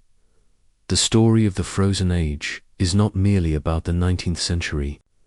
It is about the enduring struggle between wealth and want, progress and inequality, compassion and resistance. In every modern debate about welfare, housing, or public health, echoes of Victorian winters remain. The legacy is alive whenever societies confront the question of whether poverty is a personal failing or a structural injustice. In the end, the frozen streets of misery left more than corpses and statistics. They left a warning that progress measured only in machines, factories, or empire is hollow if it leaves human beings to starve and freeze. They left a lesson that survival in winter requires collective responsibility, not punitive systems. And they left a legacy, the beginnings of a recognition that society must protect its most vulnerable, not abandon them to the cold. The Victorian poor did not endure in vain. Their suffering, witnessed and recorded, compelled a nation to change. The children of frost, the consumptives of damp tenements, the homeless who froze in alleys, they shaped the conscience of Britain. Their legacy is written not only in history books, but in every act of compassion, every reform, and every recognition that poverty is not inevitable. It is a human choice and, so too, is its remedy.